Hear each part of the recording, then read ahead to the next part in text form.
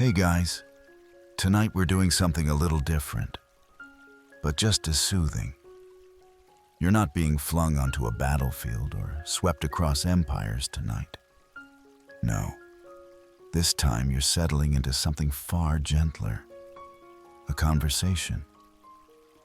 One steeped in the scent of jasmine tea and the soft rustle of parchment. Imagine this. You're walking through a quiet village where the lanterns sway gently overhead. It's night, and the stars peek shyly through the curtain of clouds. Your feet crunch softly on a dirt path, worn smooth by centuries of wandering scholars and uncertain students. On your left, a stream murmurs under a moonlit bridge. On your right, a small wooden tea house glows with a warm amber light. The door is slightly open. A shadow inside shifts, inviting you. And yes, spoiler alert, you're about to have tea with Confucius himself. You probably won't survive this kind of chill. Like, truly, your blood pressure might drop below detectable levels. So, before you get comfortable, take a moment to like the video and subscribe. But only if you genuinely enjoy what I do here. And tell me, where in the world are you watching from tonight? Drop your city and the local time in the comments. Now, dim the lights. Maybe turn on a fan for that soft background hum, and let's ease into tonight's journey together. You push open the door and enter. The wood creaks gently beneath your step, and the smell of tea leaves, earthy, nutty, almost philosophical, wraps itself around you like an old memory. There are no tables, just floor mats and low wooden benches. Lanterns hang in the corners, their light dancing like sleepy fireflies on papered walls. And there he is, sitting cross-legged at a small table, beard long, robe plain but elegant, saffron-dyed, with hints of pale indigo threading the cuffs. His hands are folded. His gaze is soft, almost amused. You feel like you've interrupted something sacred, but he gestures gently for you to sit. No words yet, just the sound of the teapot bubbling beside him. The tea is nearly ready. As you settle opposite him, you notice the fine lines of age on his face. But none of them are cruel. His eyes are sharp, not in judgment, but in clarity. Like he sees right through the clutter you carry around in your head. A wisp of steam curls upward from a porcelain cup. He pours, not speaking yet, and offers it to you with both hands. You receive it the same way. Your fingers touch the ceramic, warm, not hot. Still no words. Only the long, slow silence of someone who knows they don't have to rush to be heard. The first sip is soft. There's a gentle bitterness, almost grassy, but it melts away into something sweeter, like chestnut or plum. The taste lingers, as if asking you to slow down. Confucius takes a sip too. Still, no words. He waits, of course. That's the first lesson. In this space, stillness is not awkward. It's respected. It's almost luxurious. Finally, he speaks. His voice is quiet, dry like rice parchment, but steady. You came a long way just to sit in silence. You smile, nervously, maybe, but not. It feels appropriate. Most people talk too quickly, he says, sipping again, even when no one is listening. You think of the modern world, notifications, opinions, half-formed thoughts shouted into the void. The comment sections, the group chats. Yeah, you might have a point.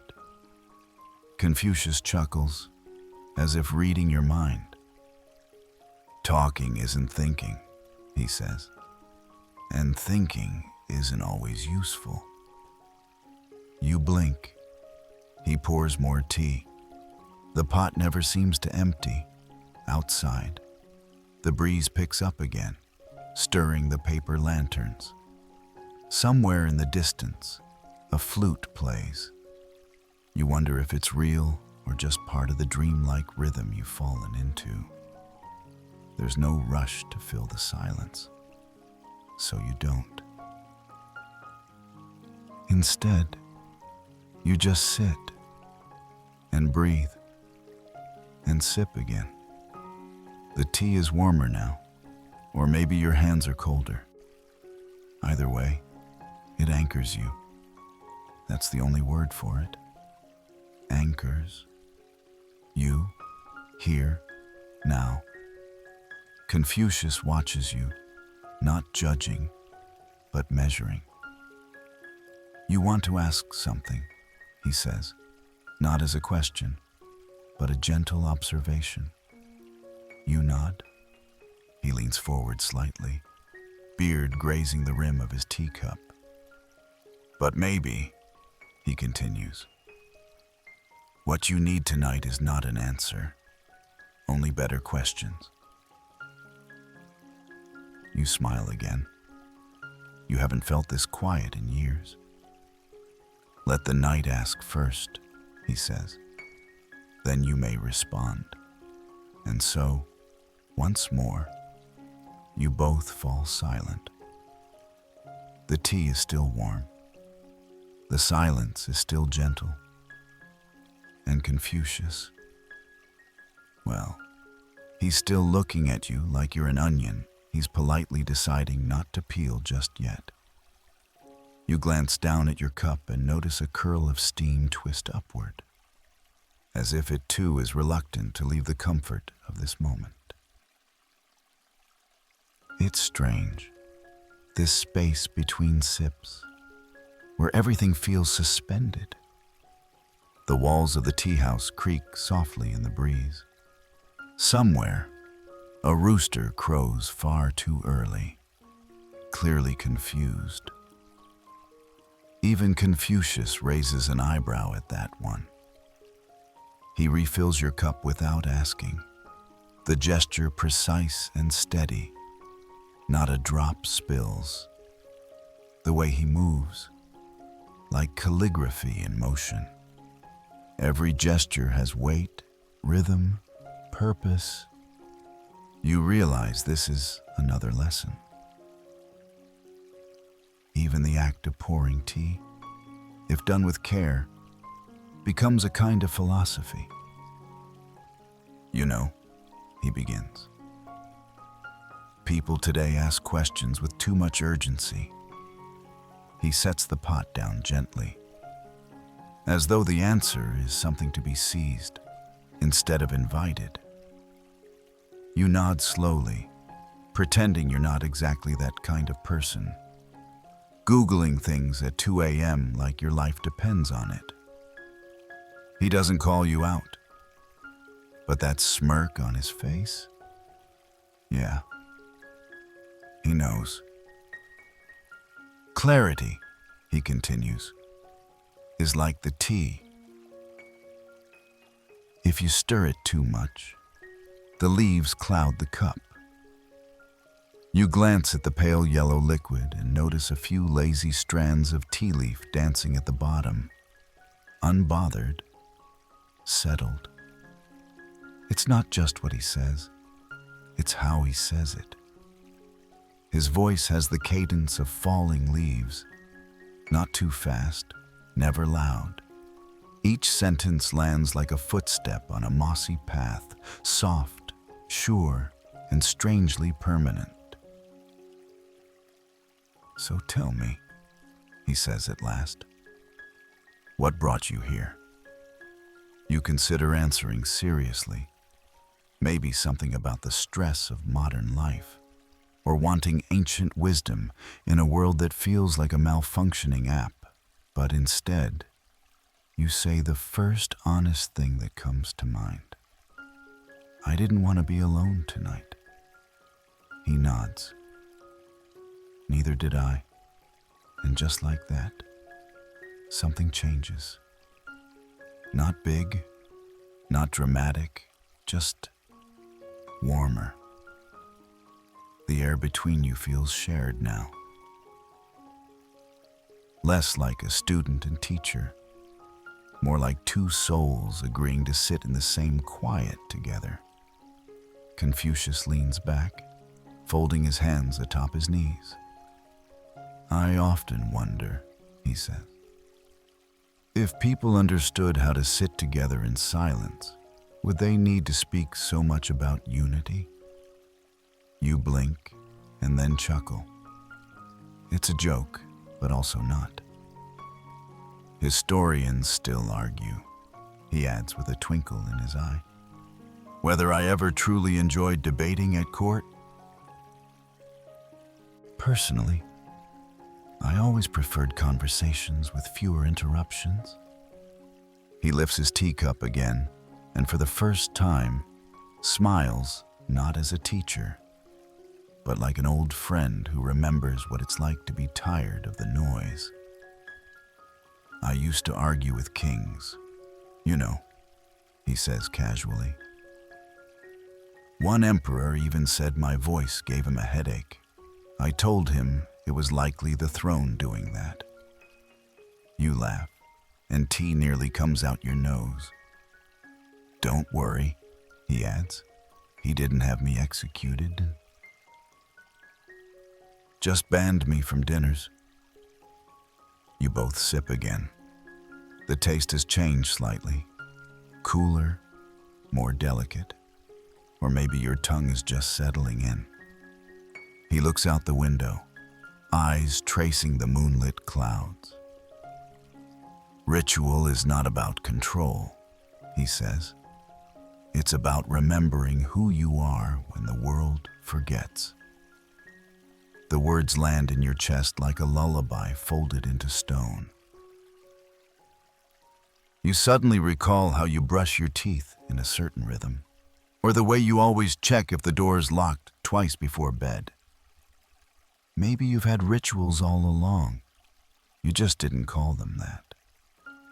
Outside, the breeze picks up, rustling the rice paper panels. One panel flaps softly and then stills. Confucius doesn't move to fix it. You realize he probably won't. Maybe not everything needs correcting. The fire in the brazier pops, releasing a whiff of sandalwood. A lazy smoke curl slinks upward and vanishes into the rafters. You feel your shoulders soften. Your breath comes slower now, like the room is teaching your body how to relax. Or maybe it's the company.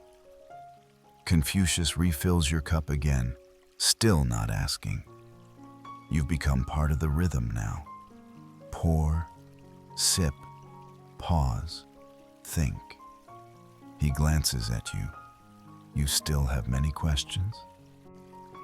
Too many, you admit. Good, he replies. Then we can keep drinking. And you do. Your fingers trace the edge of the cup, not out of nerves now, but habit. Confucius watches, eyes half-lidded, like a cat in a sunbeam.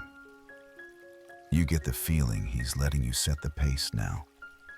No more tests, just tea and time. The silence grows friendly again. It's not that nothing's being said. It's just that the room has decided there's no need to rush. You feel like you're inside a poem that forgot to rhyme, but still feels complete. Confucius clears his throat gently. "Let's talk about the ritual," he says. "Not the grand kind with drums and banners, but the small ones. The ones you carry in your fingers." You tilt your head, curious. "When you tie your hair," he continues, "do you do it the same way each day?" You nod. "That's ritual," he says. "It keeps your mind still while the world flails." You glance at your cup again, now half empty, the bottom lined with leaf particles like ancient script waiting to be translated. He sets down his own cup with care. There is a way to pour tea, to step into a room, even to bow. Each movement is a chance to show respect, not just to others, but to the moment itself. You wonder how much of your life you've lived on autopilot, brushing your teeth while scrolling, rushing through meals, listening to music while pretending to listen to people. Confucius seems to know. He doesn't shame you. Just raises one bushy eyebrow as if to say, "You're starting to see it now, aren't you?" You are. "People think ritual is boring," he says. "But that's because they confuse it with repetition. They forget that ritual invites you to notice." You sip again. The taste hasn't changed, but now you notice more. The slightly rough glaze of the porcelain, the faint crackle of firewood, the way the light hits his beard, making it glow like silver moss. "You know," he adds, "there's an old story about a prince who forgot how to bow. He'd done it 1,000 times, but always thinking of war, of conquest, of glory. So one day, when he was supposed to honor his mother, he bent over too fast and knocked over an incense burner. You blink. The fire caught his robe," Confucius says, smiling, "and the hall burned down. You gape, unsure whether to laugh or apologize on the prince's behalf." "I warned him," Confucius adds with a shrug. But speed was more fashionable than grace that year. A pause.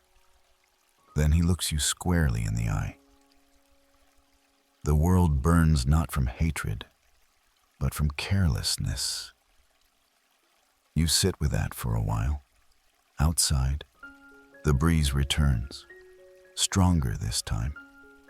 One of the lanterns sways so violently you reach out instinctively to steady it. But Confucius beats you to it with a raised palm. "Let it move," he says. "Not everything is yours to still." The wind dies down a few moments later, as if embarrassed for the interruption. He glances at your cup. "Try pouring now."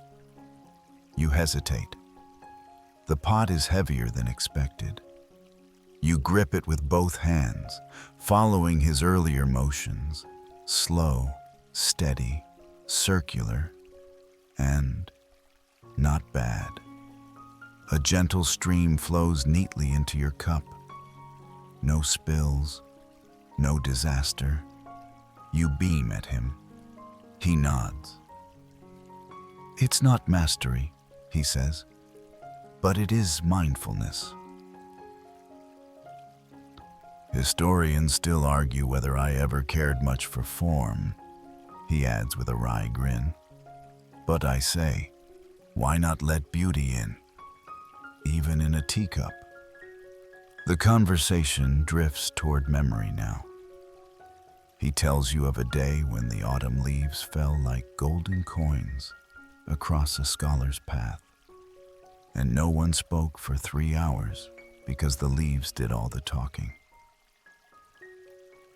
He describes a student who bowed so sincerely that Confucius offered him the seat with the warmest cushion, only to find the boy had snuck a frog into his shoe.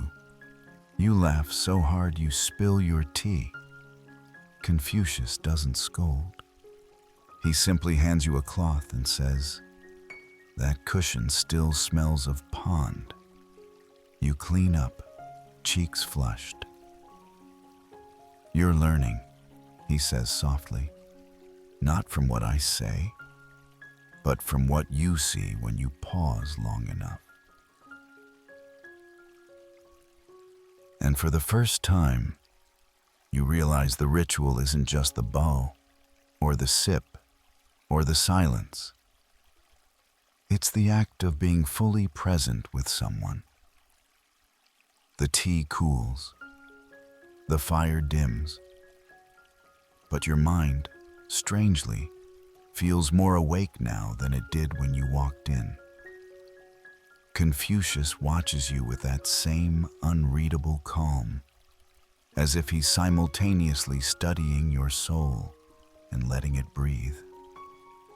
"So," he murmurs, "have you tasted patience yet?"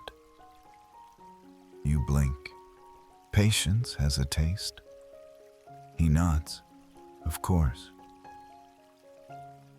"It tastes like this."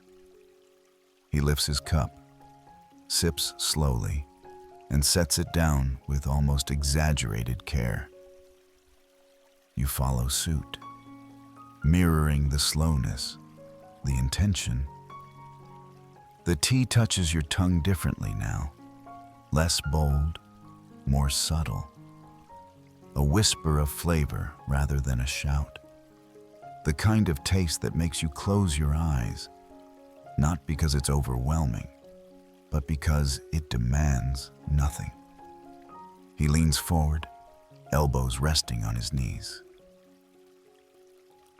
"When I was young," he says, "I once boiled tea too quickly, burned the leaves, and blamed the kettle."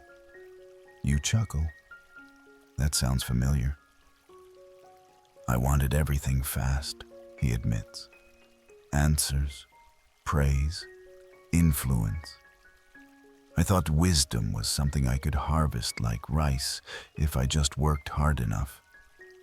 He pauses, squinting at the fire. "But some things," he says, "only bloom in stillness." Outside, the clouds shift across the moon like ancient spirits on slow parade. You swear the shadows on the floor move with them, long, soft silhouettes of time itself. "People say I loved questions," Confucius muses, "but really, I loved waiting." He lets that land. No elaboration, no rush to explain. Just the warm quiet of someone who knows silence is a full sentence. You sip again and realize you've been waiting, too, for what? You're not sure. Maybe just for someone to model this kind of slowness without it feeling like a flaw. He picks up a worn fan from beside the brazier, delicately painted with peonies and brushstroke poems, and fans himself gently. "A student once asked me how long it takes to become wise," he says. "And?" you ask. "I told him, long enough to forget that you're trying." You smile, letting that swirl around your cup with the steam.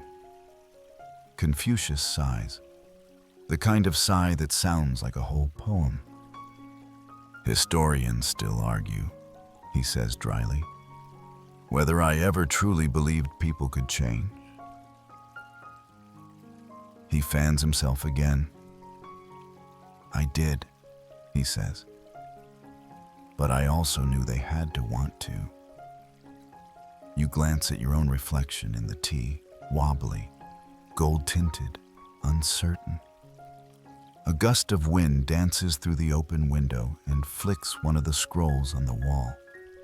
The paper flutters, revealing a single, bold character. Ren, patience. Confucius smiles. Even the scroll is trying to teach you.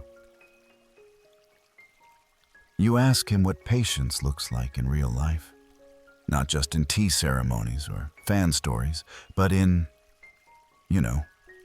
dealing with parents, jobs, your own anxious brain at 2:47 a.m.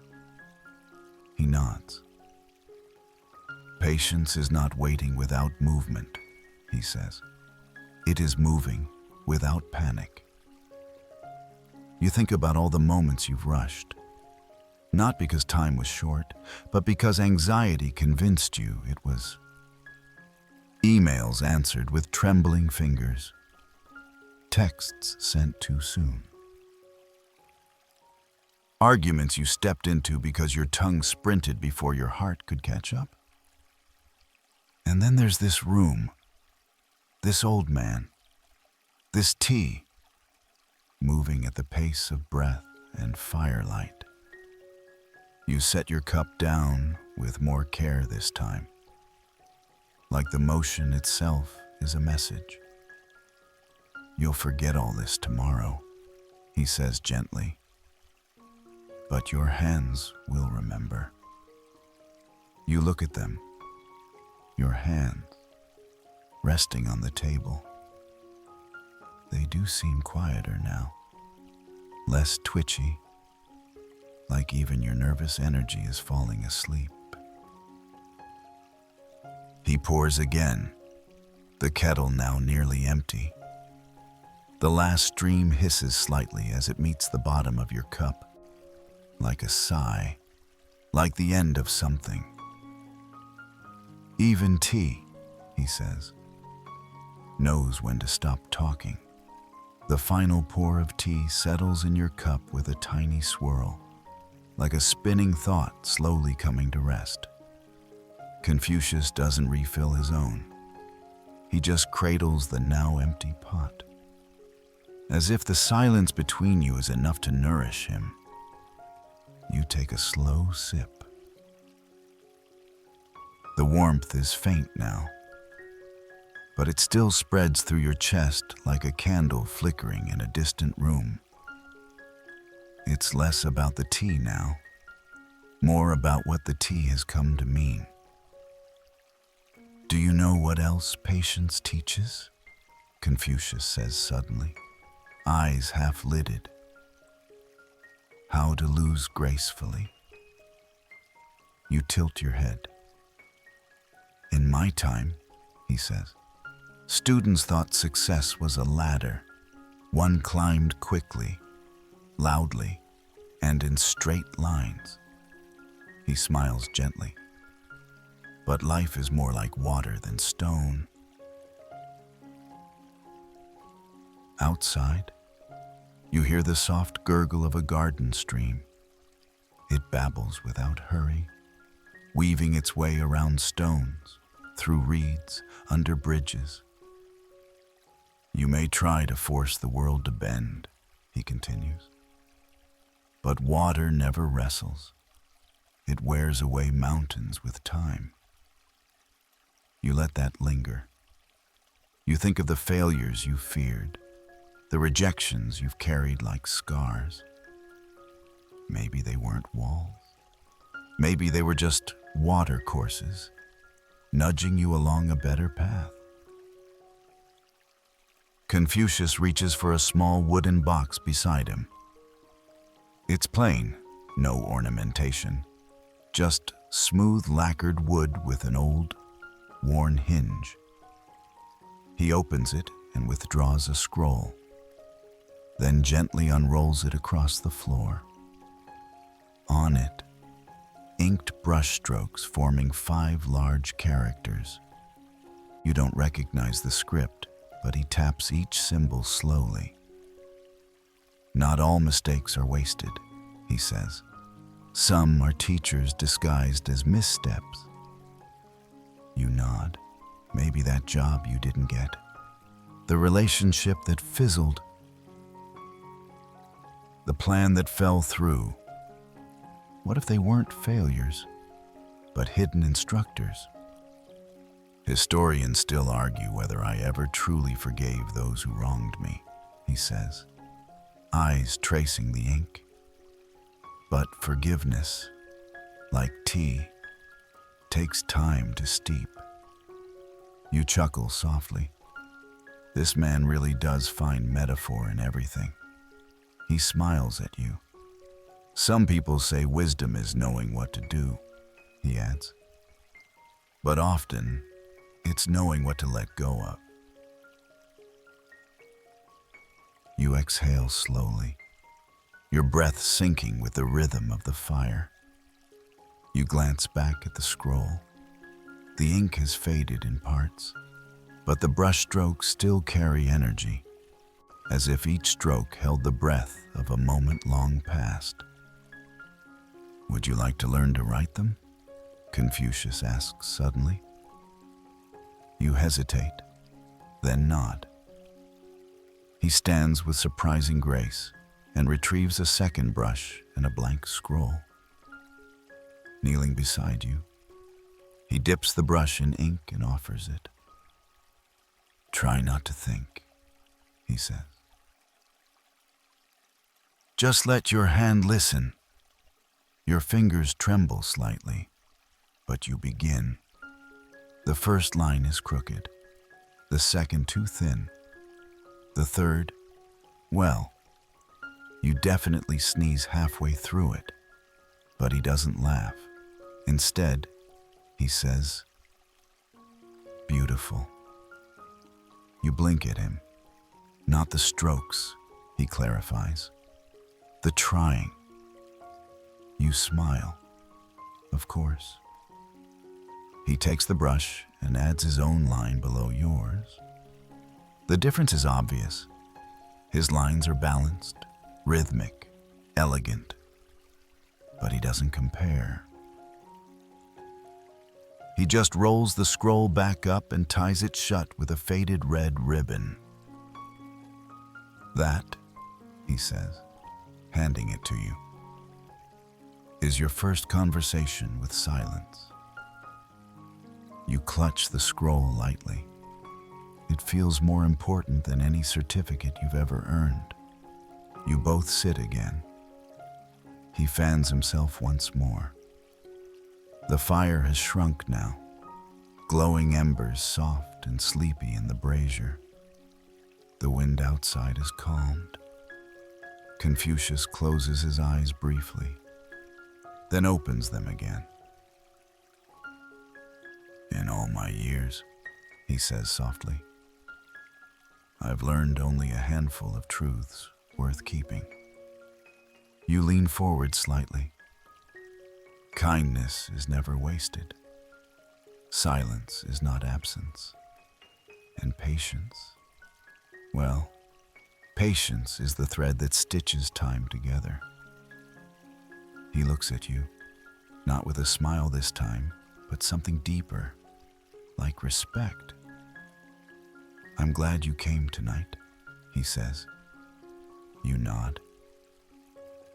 Me too.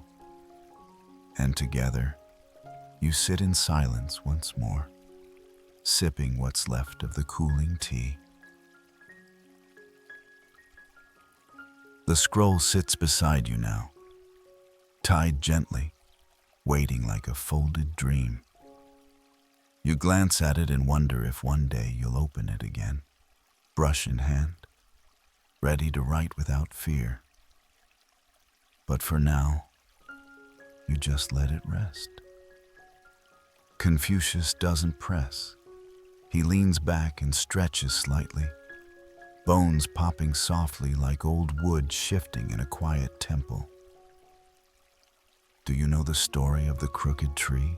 he asks. You shake your head.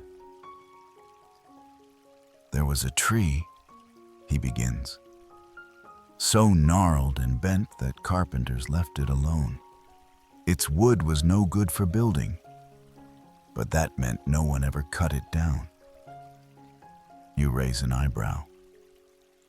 "So it lived," he says simply, "longer than any straight, useful tree in the forest." You chuckle, already anticipating the moral. "Historians still argue whether I ever actually told that tale," he says slyly, "but I rather like it."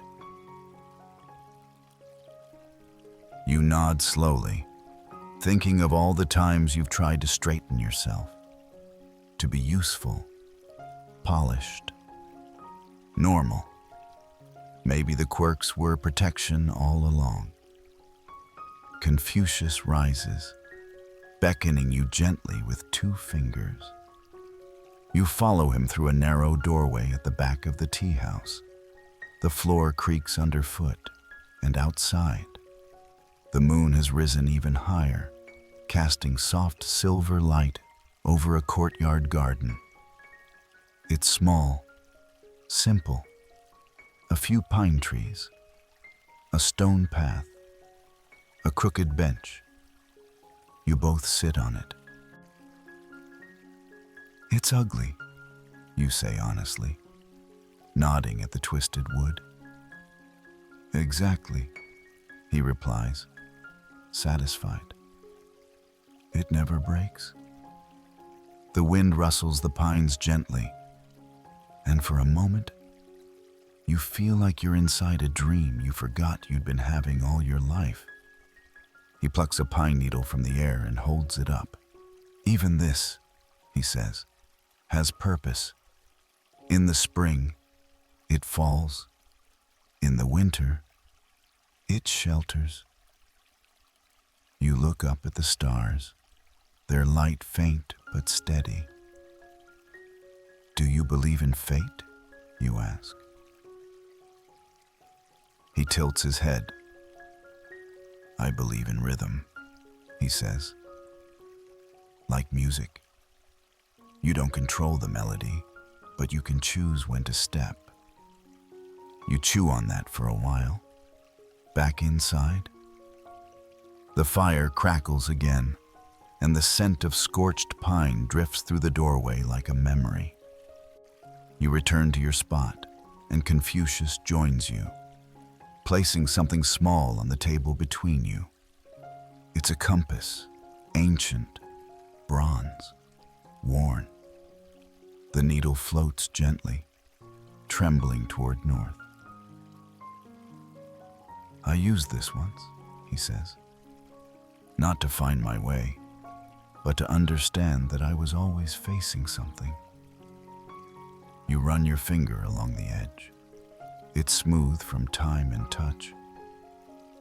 "We always think we're lost," he murmurs, "but often we're just between landmarks." That hits a little too close. You think of every time you've whispered, "What am I doing?" into a ceiling fan or steering wheel. "But that's the thing about journeys," he adds. "They're most honest when you don't rush through them." You both stare at the compass. It doesn't spin wildly or make any grand declaration. It just trembles slightly, pointing with quiet resolve. Confucius closes the lid and places it gently in your palm. "Keep it," he says. "You'll forget where you're going many times, but the way will still be there." You hold it tightly, not out of fear, but reverence. The fire pops again. The tea is truly cold now, but neither of you reach for a new pot. The night feels full enough already. You glance at Confucius. Do you miss your students? He smiles. They're never far. You don't ask what he means. You suspect you already know. You sit quietly with the compass in your hand, feeling its cool weight anchor you to the moment. Outside, a lone cricket begins to sing, a soft rhythm that somehow matches the quiet beat of your heart. The night has thickened, yet the air remains gentle, as if reluctant to rush the hours away. Confucius stirs slightly and says, "Let me tell you about the man who carried a bell." You lean in, knowing by now that his stories always curve back to something you need to hear. "There was once a man," he begins, "who believed evil could be warded off by sound. So he tied a bell to his belt and rang it wherever he walked." You imagine it. The constant jingling, the startled birds, the suspicious looks from neighbors. He rang it when he worked, when he ate, even while using the toilet. Confucius adds, a small smile playing on his lips. You laugh. Historians still argue. He continues, whether this man was a mystic or simply annoying. You grin. One day, Confucius says, he lost the bell. For the first time in years, he heard footsteps behind him, the wind in the trees, his own breath. And in that silence, he realized what had been chasing him. What was it, you ask?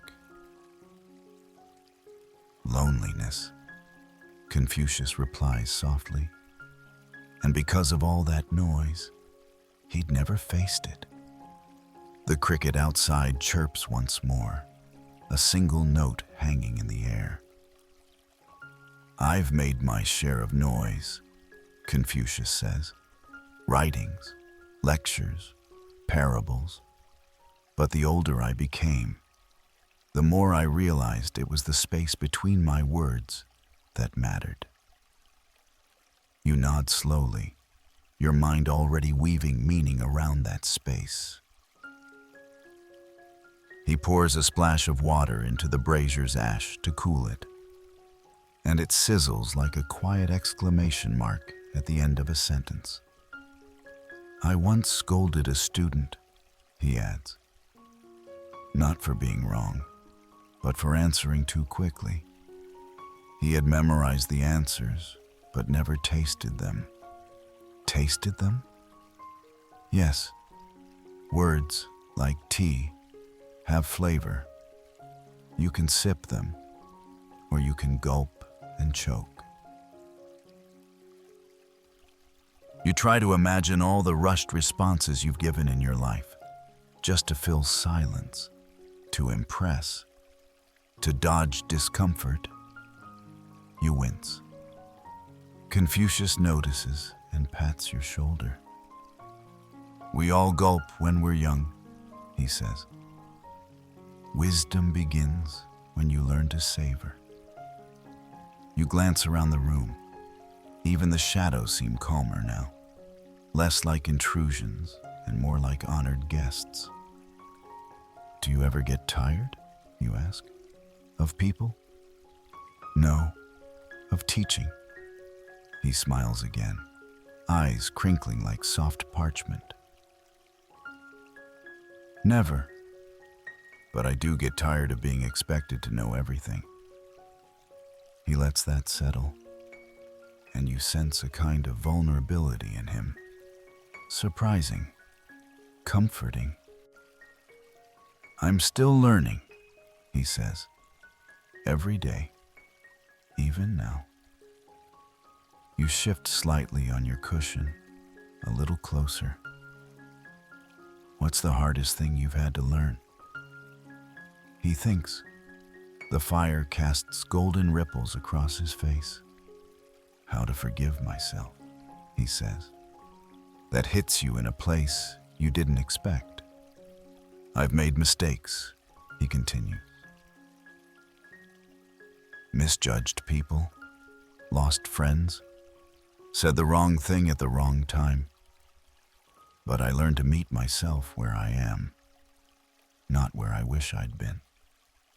You close your eyes for a moment, letting the words move through you like wind over water.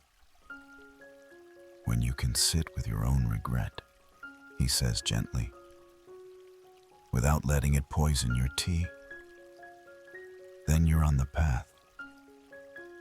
You open your eyes. The compass in your palm shifts slightly, maybe from your breath, or maybe from something older. You shift your fingers around the compass, and it spins slightly, its trembling needle eventually settling again. North, always north, even when you're turned around. Confucius stands slowly, walking toward a narrow cabinet carved with cherry blossoms and phoenixes. He opens it and pulls out a faded bundle of cloth.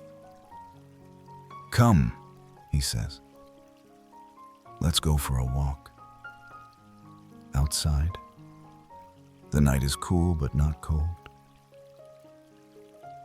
The sky is painted in sleepy strokes of blue-black ink, with a pale moon sliding like a coin behind gauzy clouds.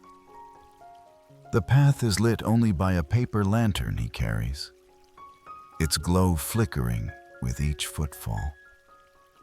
You follow him across worn flagstones and through a small bamboo gate. You find yourselves in a garden again, though this one feels older, wilder, less arranged. Crickets hum, leaves rustle, and your steps feel quieter here. A koi pond glints under moonlight. Let me tell you about my friend Ran Q, Confucius says. He was brilliant, strong, ambitious. He could have ruled a city. You glance at him.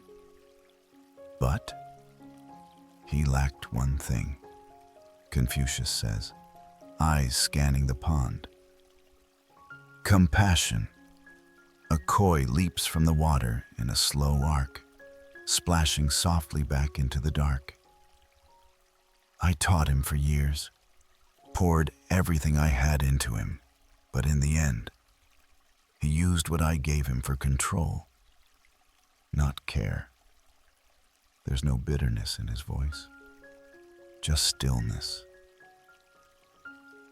Historians still argue whether I loved my students equally, he says. But Ran Q, he broke my heart. You let that settle? We all have Ran Qs in our lives, he continues. People we believe in more than they believe in themselves, or more than they deserve. You wonder if you've ever been someone's Ran Q.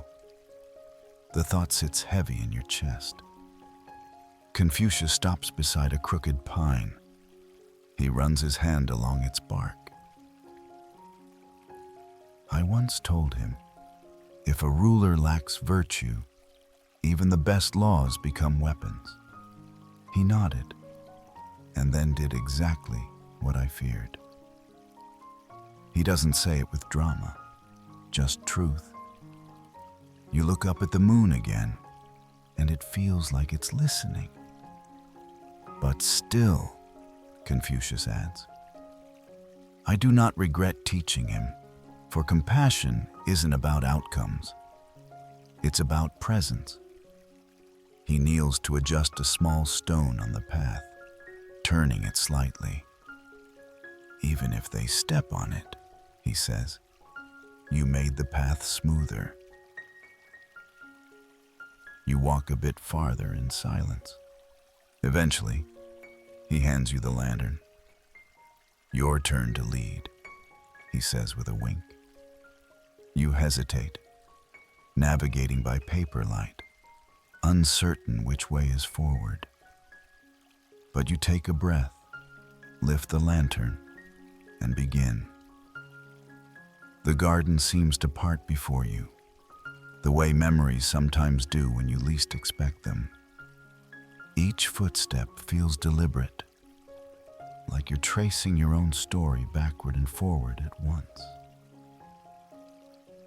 Behind you, Confucius hums, a low, tuneless melody that seems to come from a place deeper than music.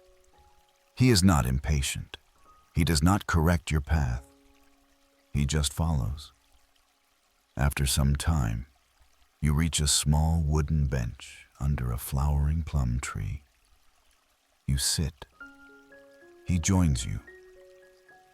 They say I wandered in my later years, he says. Did you? You ask. I did, he confirms. But not to find something. To become something. You sip that idea slowly. Movement, he continues, isn't always about escape.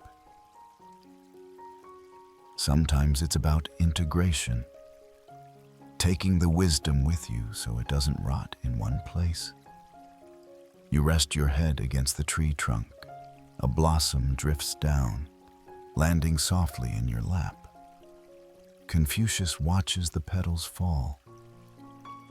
The longer I live, he says, the more I see that wisdom isn't a mountain to climb. It's a garden path you walk again and again, sometimes in circles. You smile at that. Circles feel familiar. The plum blossom in your lap shifts in the breeze, catching a glimmer of moonlight. Confucius brushes a fallen petal from his sleeve and gives a tiny sigh that's not quite weary, more like nostalgic. You know, he says, we didn't always drink tea like this. You raise an eyebrow. You mean, without 1,000 rules? He chuckles. Exactly. In the early days, tea was chewed, mixed with salt and spices, even onions. He pauses, watching your expression curdle. Yes, imagine that at bedtime. You grimace. I'll pass on the onion latte. He smiles. Then someone thought to boil the leaves gently in water, and civilization advanced a little. The garden is quiet now, almost reverent. A soft rustle from the trees, the distant call of a night heron, the occasional creak of wood as the bench settles beneath you both. Tea changed, he says. It evolved. It became something meditative, less about the flavor, more about the ritual. He lifts his empty teacup and turns it slowly in his hand. The same is true for ideas. You glance at him, curious. I once believed that structure brought harmony, he says. Rules, hierarchy, rituals, and they do sometimes. But over time, I learned that curiosity is the root of real peace. You nod, slowly absorbing that. Historians still argue whether I would have embraced innovation, he continues. But I was always a questioner at heart. That's why I asked so many riddles. You ask, what kind of riddles? Confucius smiles, then leans in and whispers, if a man learns nothing, yet is praised, has he succeeded, or has the world failed? You blink, then snort. That's not bedtime material. He grins. Every student hated that one. He pulls from his robe a worn little notebook bound with silk string. I called this my book of unwelcome answers. He opens to a page, in beautiful brushwork. Knowing is forgetting at a higher level. Care to interpret it? He asks. You consider. Maybe. Wisdom isn't about stacking facts, but reshaping them until they lose their edges. Confucius looks at you for a long moment. Very good, he says softly. That's what I tried to teach. Not certainty, but agility. You both fall into silence again. It's not awkward. It's the kind of quiet that hugs the bones. You look out across the garden path you just walked, faintly lit now by moonlight and memory. So many people, you say. Try to walk the right path. But what if they don't know what it looks like? He folds the notebook closed. Then they must walk anyway, and leave signs for the next traveler. Like breadcrumbs? He laughs.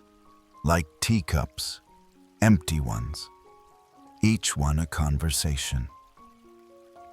You imagine a trail of porcelain cups leading through forests and cities, across oceans and time, all of them still warm with words.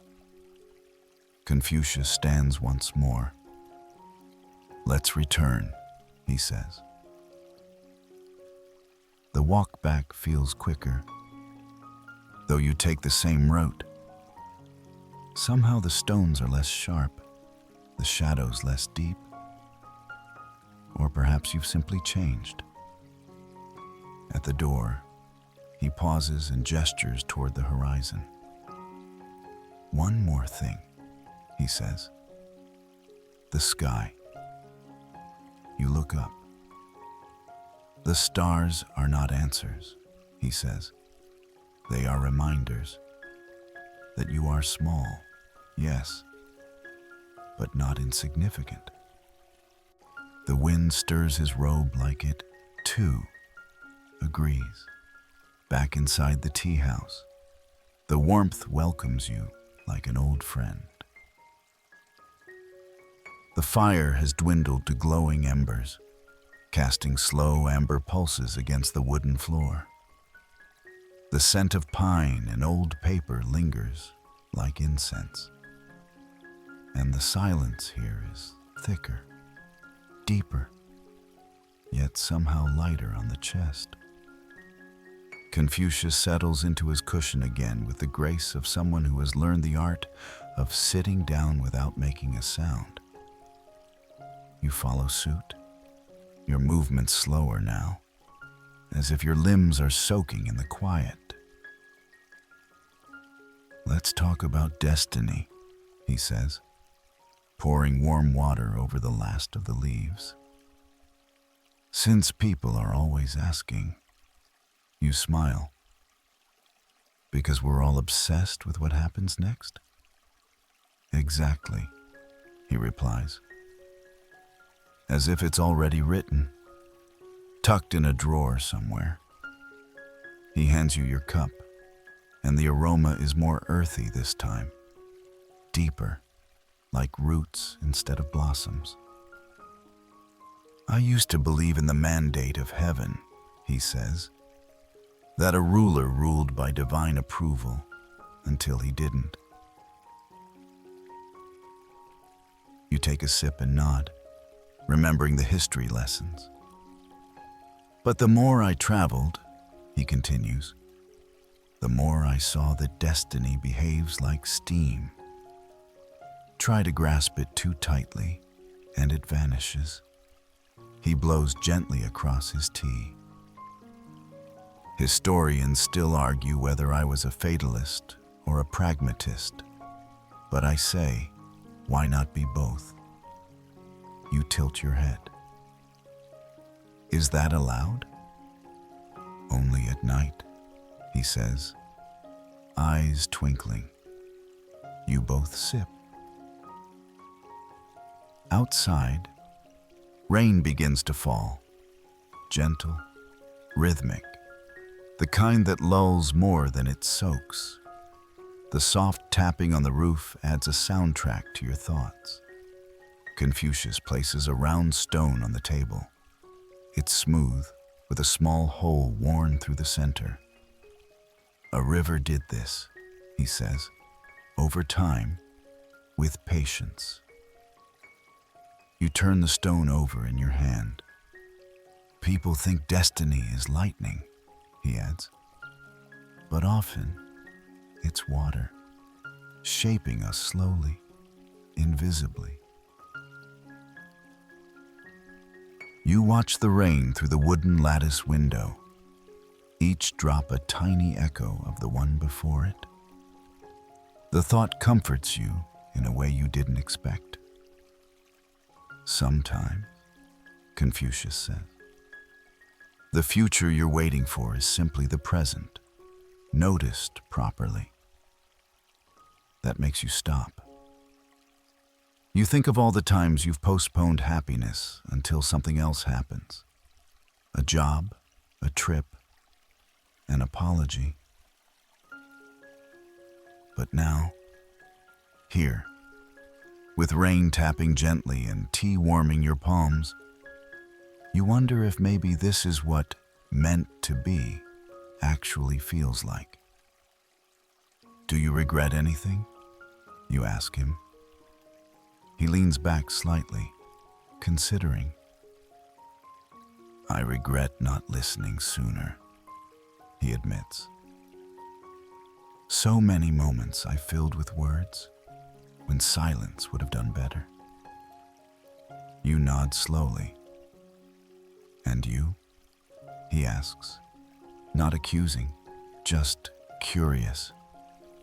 You open your mouth to answer, but instead, you breathe, a long, thoughtful breath. And in doing so, perhaps you give yourself the very thing you didn't know you needed, permission not to explain. He smiles at that. A wise answer. The rain continues, not hurried, not hesitant, just steady. You know, he says, there's a saying I used to teach. The superior man is modest in speech, but exceeds in action. Hard to do, you murmur. He grins. That's why it's wise. A small toad hops past the doorway, pausing to glance at you like an unimpressed critic before vanishing into the night. You both burst into quiet laughter. Even the animals judge. Confucius chuckles. The laughter lingers, then fades gently back into silence. Just like the rain, just like the tea, just like the night easing onward. The rain hasn't let up. If anything, it's settled into a patient rhythm, as if it's in no hurry to leave, like a story that insists on being told slowly. You and Confucius sit cross-legged by the window now, watching the lantern's reflection ripple in the puddles outside. He clears his throat gently and says, "Let me share with you what I dreamed of long ago, when I was young and still foolish." You glance over, intrigued. It's not often that the wise openly admit to having once been otherwise. "I dreamed of perfect government," he continues. "Not grand armies or sprawling empires, just a simple land ruled by wisdom." You sip your tea as he paints his vision. "Imagine a village," he says.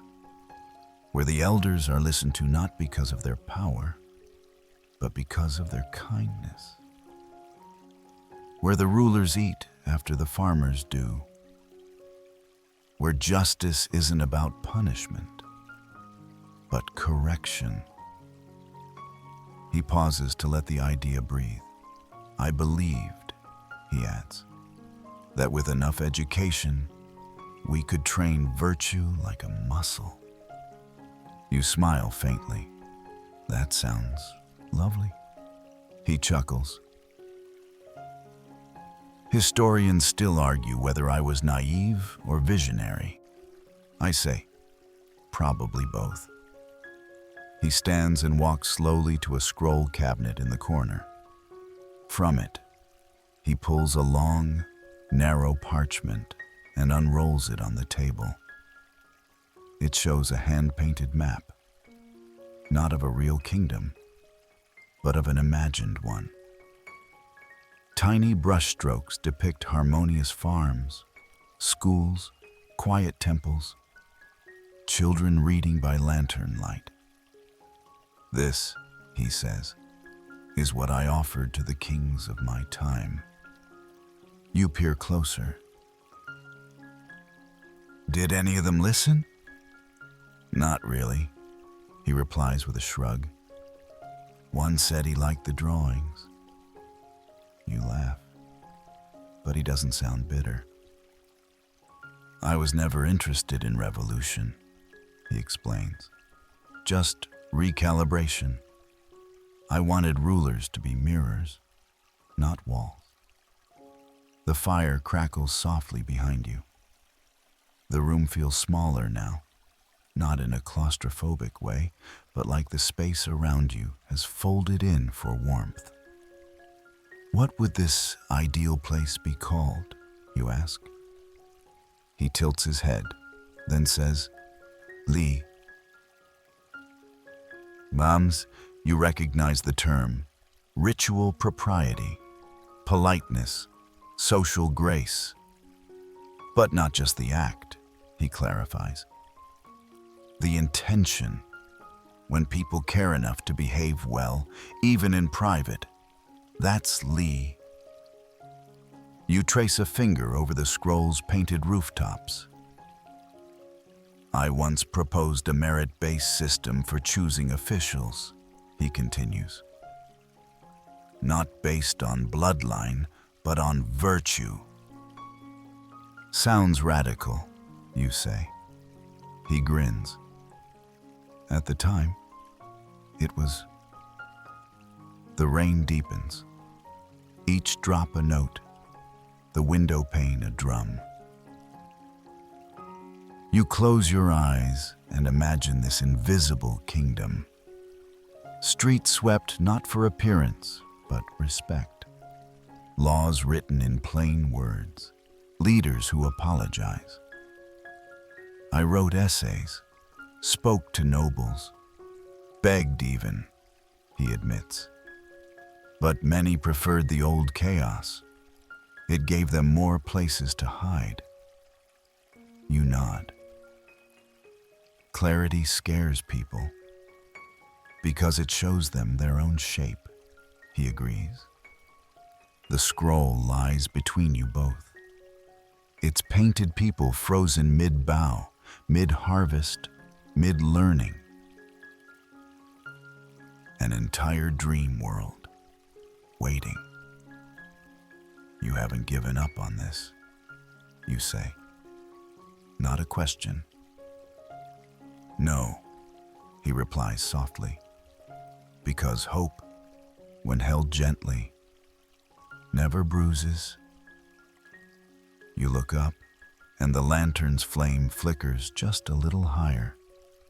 As if agreeing, a soft gust slips through the tea house, lifting the edge of the scroll as if inviting you to turn the page. Though there is none, just that same painted village, quietly content in its imagined harmony. You press it flat again with your fingertips. Confucius smiles at your small instinct to preserve calm. Even the wind, he says, has its own kind of etiquette. Just then, another scroll, leaning loosely on a shelf, topples forward, unfurling with a muted slap against the floor. You both look at it. Its ink is faded, the paper curled from age and humidity. "Well," he mutters, "that one was never particularly helpful." You glance down. Instead of a landscape or list of principles, the scroll is covered in messy calligraphy, notes, corrections, symbols that look like a mind arguing with itself. "What is it?" you ask. He kneels to pick it up, running his fingers along the edges like an old friend's face. "My earliest writings," he admits. "Before I knew how to speak plainly." You scan the lines. They're a mess, but a thoughtful mess. Some phrases repeat. Some are crossed out. One near the top reads, "Even a crooked stick can point true once in water." You look up. "That's oddly beautiful." "I had a phase," he smirks. "Lots of metaphors, some involving fruit. It wasn't my best era." He gently rolls it back up, setting it aside with more care than it probably deserves. "But I keep it," he adds, "to remind myself that clarity is earned, not gifted." You nod, deeply. "Historians still argue whether I wrote most of what's attributed to me," he continues. "And honestly, sometimes I'm not sure either. Students had good pens and long memories. There's something oddly comforting about that even wisdom's authors might forget their own handwriting." "You know," he adds, "I once tried to write a treatise entirely through questions." You blink. No answers, only reflections. One line read, "What use is learning if it makes you hard?" Another, "Can you still bow if no one's watching?" You lean back, letting those lines echo in the space between raindrops. "Did it catch on?" you ask. "Not in my lifetime," he admits. "Too vague." They said, "Not actionable." You both laugh quietly. Confucius reaches into a wooden drawer and pulls out a small carved block of wood, an old stamp with a seal on it. "This," he says, "I used to stamp letters to kings." He presses it to the back of the scroll gently. Most of them never read past the greeting. You tilt your head. "But you still sent them." He nods. "Because sometimes saying something matters more than it being heard." The thought drifts around the room, nestling beside the steam rising from your teacups. The rain has softened into mist, barely tapping now. You stand and move slowly to the shelf. Dozens of scrolls rest there, some labeled, some not, all sharing space like old friends who no longer need to talk. "Do you ever reread them?" you ask. He smiles. "Only when I've forgotten how lost I've been before." You return to the table and look again at the village map. This time, you notice something small in the corner, a lone figure beneath a tree, holding a scroll, gazing outward beyond the border of the parchment. "Is that you?" you ask. Confucius nods. The man outside the frame, watching the dream unfold. hoping someone else walks in. And here you are, you realize, with tea in hand and night all around, stepping into a space he painted with words and waiting. Outside, the rain has hushed entirely, leaving behind that luminous, post-storm clarity that makes everything look newly washed. Roof tiles glisten, trees seem taller, and the air carries a coolness that curls softly into your sleeves. Inside the tea house, Confucius has lit another lantern. The added glow makes the shadows warmer, deeper, as if encouraging reflection. You sip your now lukewarm tea and ask quietly, "Were you ever afraid?" He doesn't answer right away. Instead, he looks toward the door, where droplets still drip steadily from the roof. "Yes," he finally says, "though I was too proud to admit it then." You wait. "I was afraid of silence," he continues. Not the quiet between breaths, but the kind where ideas vanish, where students leave, where rulers turn their faces. He taps his fingers gently on the table. "There was a time I fled a state under threat of war. My teachings had made enemies. Words are harmless. Until someone feels seen by them, you lean in. What happened? A local duke accused me of sowing dissent. Said I made people too calm to be obedient." He chuckles, then shakes his head. "So I left, with my followers. Barely more than 10 of us, carrying scrolls and bags of rice." You imagine it. A soft-spoken philosopher walking dusty roads, scroll cases rattling like wind chimes against his back. "Bandits robbed us on the 3rd day," he adds, as if noting a weather report. "What did they take?" "Everything," he says with a smile, "except the scrolls. Apparently, no resale value on ethics." You laugh to spite yourself. "We slept under trees, bartered for yams, debated the nature of trust over lentils," he continues. "And somehow, that's when I felt closest to what I was teaching." The tea house shifts slightly as the breeze lifts a nearby hanging charm. A soft chime rings out and settles. "Historians still argue whether my exile was self-imposed or politically convenient," he adds, "but I remember it as my education." He turns his gaze back to you. You learn differently when walking through fear. You nod, touched by the weight of that thought. "Did you ever think of stopping?" "Every morning," he says without pause. "And every evening, I thought of starting again." A silence blooms between you. The kind that doesn't ache. The kind that lets ideas stretch out and breathe. "I began to see the world as layered," he says. There was the emperor's court, full of pomp and surface.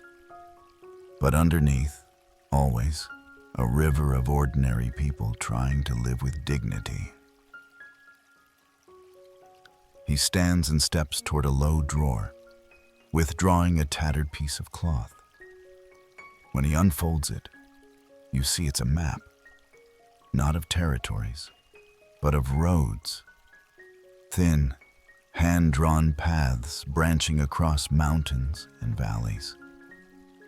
Each line, he says, was a journey I walked. You study the crisscrossing trails. Some are looped, others vanish into ink blots. Did you ever return to where you started? He traces one path with his finger.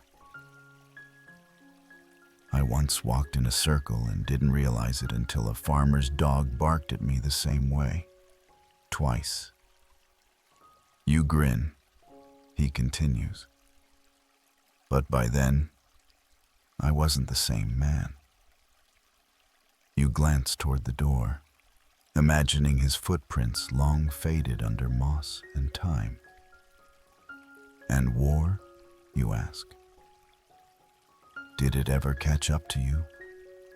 He nods solemnly. Yes, once. I stood by a city wall as arrows rained down.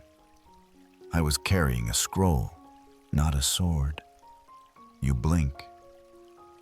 Were you scared then? No, he says. By then, I had learned that fear and peace can occupy the same body.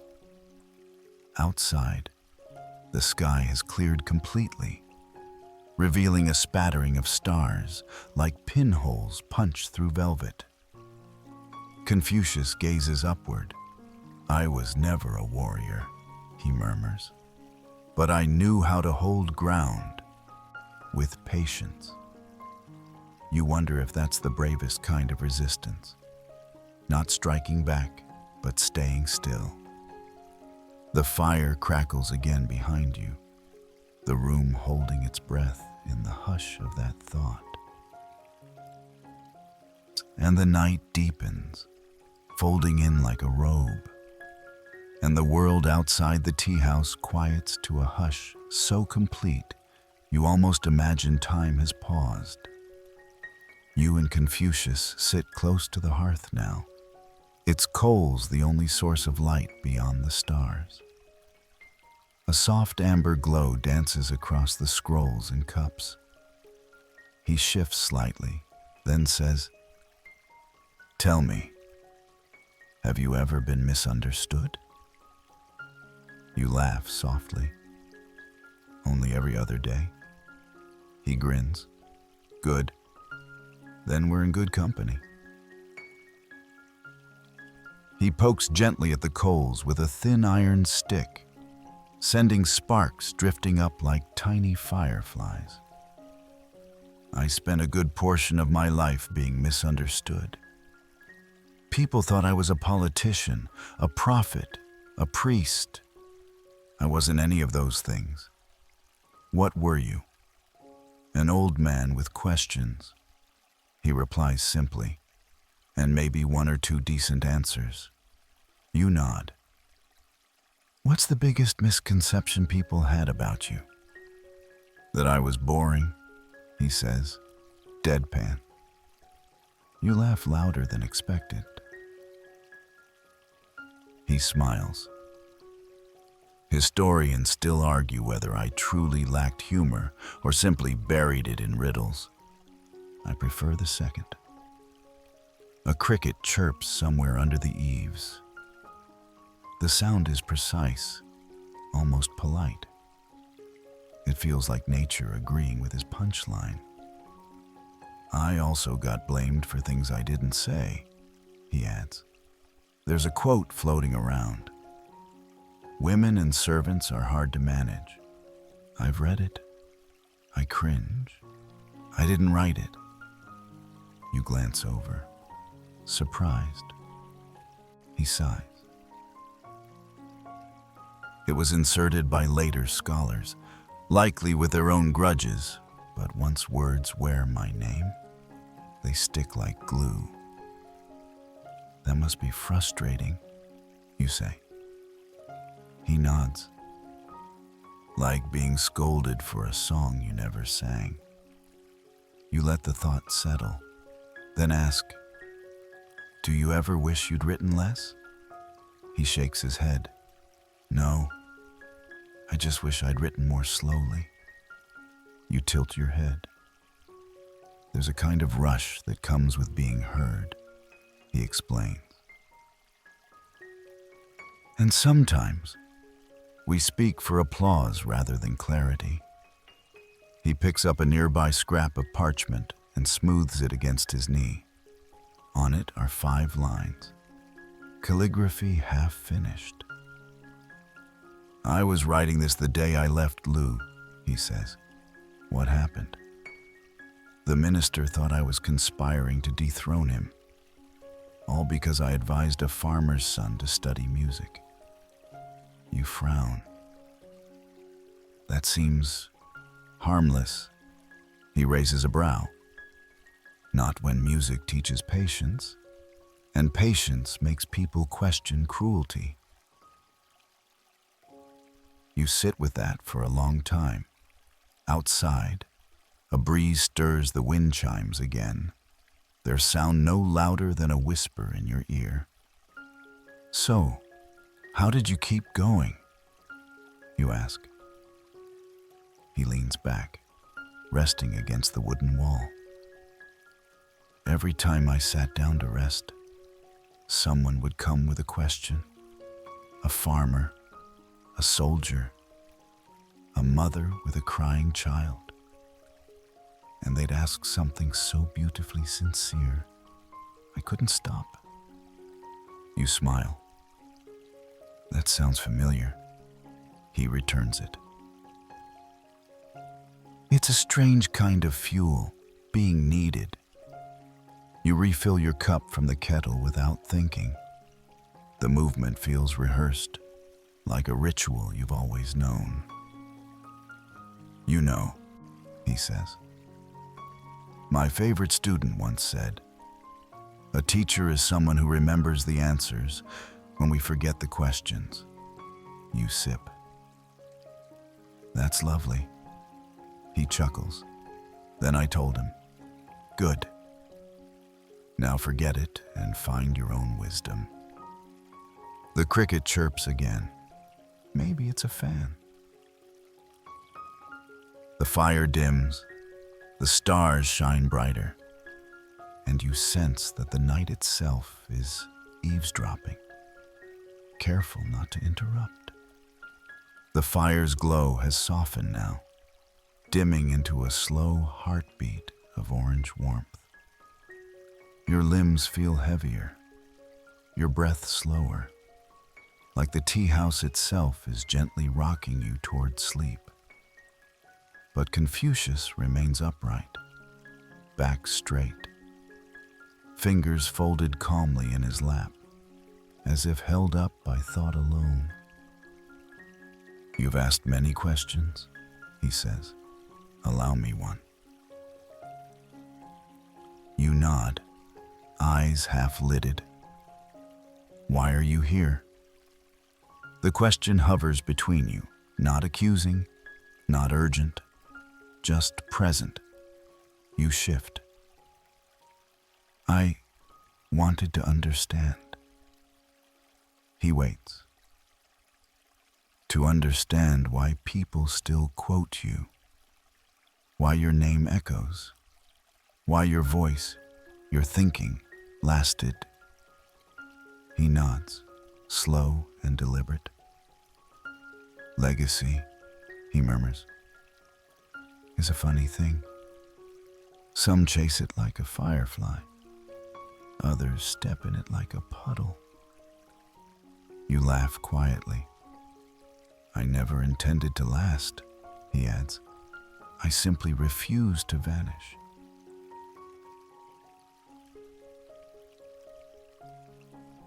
You look at him more carefully now, trying to read his face the way you'd read a line of poetry. Not just what it says, but how it pauses. "I had no armies," he says. "No temples. I wasn't rich, not even especially likable." You blink. You seem likable. He smirks. "Now, sure. Back then, I was that guy who corrected your grammar mid-sentence." You laugh again. "Historians still argue whether I was a reformer or just a crank with a long memory," he says. "But I say, it depends on how tired you are when you read me." You sip the last of your tea. It's gone cool. But it doesn't matter. I once asked a ruler to punish criminals with compassion, he said. He told me compassion made people lazy. What did you say? I asked if punishment had made them any wiser. You whistle low. That's bold. He shrugs. Sometimes, silence speaks louder than scolding. But every now and then, a whisper must snap like a twig. He lifts the scroll again, points to the painted village. All of this, he says, was never about control. It was about harmony. And harmony, he adds, can't be ordered, only tuned. You let the idea hang like smoke. He reaches beside him, pulling out a guqin, a 7-string zither. Its surface is worn, but polished from years of careful hands. Did you play often? You ask. Poorly, he replies, but consistently. He plucks a single string, and the note hums through the room, low and warm. Then another, slightly higher. A third joins, and they settle like ripples in a lake. This is how I thought the world should be, he says. Each life its own string, some louder, some softer, but none alone. You nod, moved. When the strings stop arguing, he adds, the melody appears. He plays no tune, just tones. Space between notes, time between thoughts. It's not music, exactly.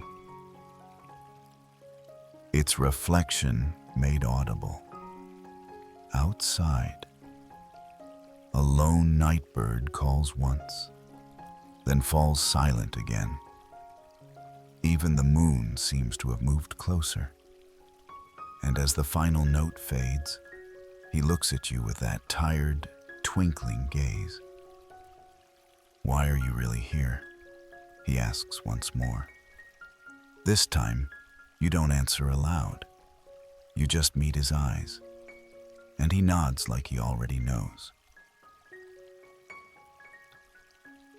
The note from the guqin lingers longer in your bones than in the air, and you feel your thoughts thrum quietly, like strings still vibrating beneath your skin. You lean back slightly, and the chair creaks in response. A sound so soft and old it feels like the room sighing with you. Confucius sets the instrument down, brushes a speck of ash from his robe, and gestures to a small wooden box tucked into the corner. Would you mind? He asks. You rise, stretch with the stiffness of someone who's forgotten time, and retrieve the box. It's heavier than it looks, wrapped in thin blue silk and bound with twine. He unties it slowly, reverently, like unwrapping a memory. Inside, a collection of objects, each odd and seemingly unrelated: a broken ink brush, a jade ring, a folded piece of rice paper with a child's drawing, and a blackened piece of iron. What is all this? You ask, curiosity overcoming your sleepiness. Moments, he replies. He lifts the ink brush first. This belonged to Zilu. He once tried to write a letter to a warlord using only poetry. It didn't go well. You chuckle. What happened? The warlord burned the poem. Zilu dueled him instead, lost a toe, gained a reputation. He sets the brush down with a fond sigh. Then the jade ring. My mother's, he said. The only thing she left behind when she passed. She wore it while she taught me how to boil millet and question everything. He turns it in his fingers, the stone catching light in a soft, muted green. Historians still argue whether my mother was the true philosopher in the family. I wouldn't disagree. Next, the paper. A crude drawing, 3 stick figures, a sun, and what might be a duck or a horse. A village child once handed this to me, he says. Told me it was me, my students, and a chicken of truth. You nearly spit out your tea. I asked him what the chicken was doing. He said, following you. Because it thinks you're lost. Even Confucius laughs now, a sound like rustling silk and kind mischief. And this, he says, lifting the charred iron fragment, was part of a farmer's plow I repaired one summer. He couldn't pay me in grain, so he gave me the broken bit as a gift. Said, you fix this better than you fixed my son's attitude. You grin. You kept all of it? Not out of vanity, he says, placing each object back with care. But to remind me that wisdom is stitched into absurd places. The fire cracks again, and for a moment, you could swear the room is breathing with you. People think sages sit on mountains and wait for seekers, he says. But most days, I just walked around tripping over lessons. He ties the silk once more, sets the box beside the scrolls. You stretch your legs under the table, feeling the warmth of the fire pooling like sunlight on your skin. I used to think history was kings and battles, you say. But now it feels like teacups and lost toes. Confucius chuckles. Exactly. He pours one last measure of tea for you both, fragrant, light, almost floral now. Every generation, he says, thinks it's the last to feel tired.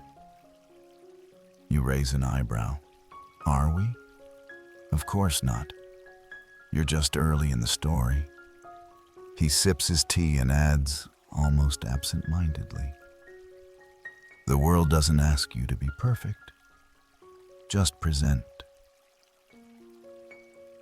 The words ripple through you like that final Guqin string, low, true, and somehow ancestral. And in this moment, surrounded by firelight, paper memories, and the quietest of company, you believe it. The fire is melted to embers now, glowing coals the color of old rubies. You and Confucius sit quietly for a time, letting the warmth and silence nestle into your bones like a heavy, comforting cloak. Then he stands, slowly but fluidly, and walks over to the window. He pushes it open just a sliver, letting in the night air, crisp, fragrant with plum blossoms and the faint scent of wood smoke. Come, he says softly. You follow. Outside, the stars are astonishing.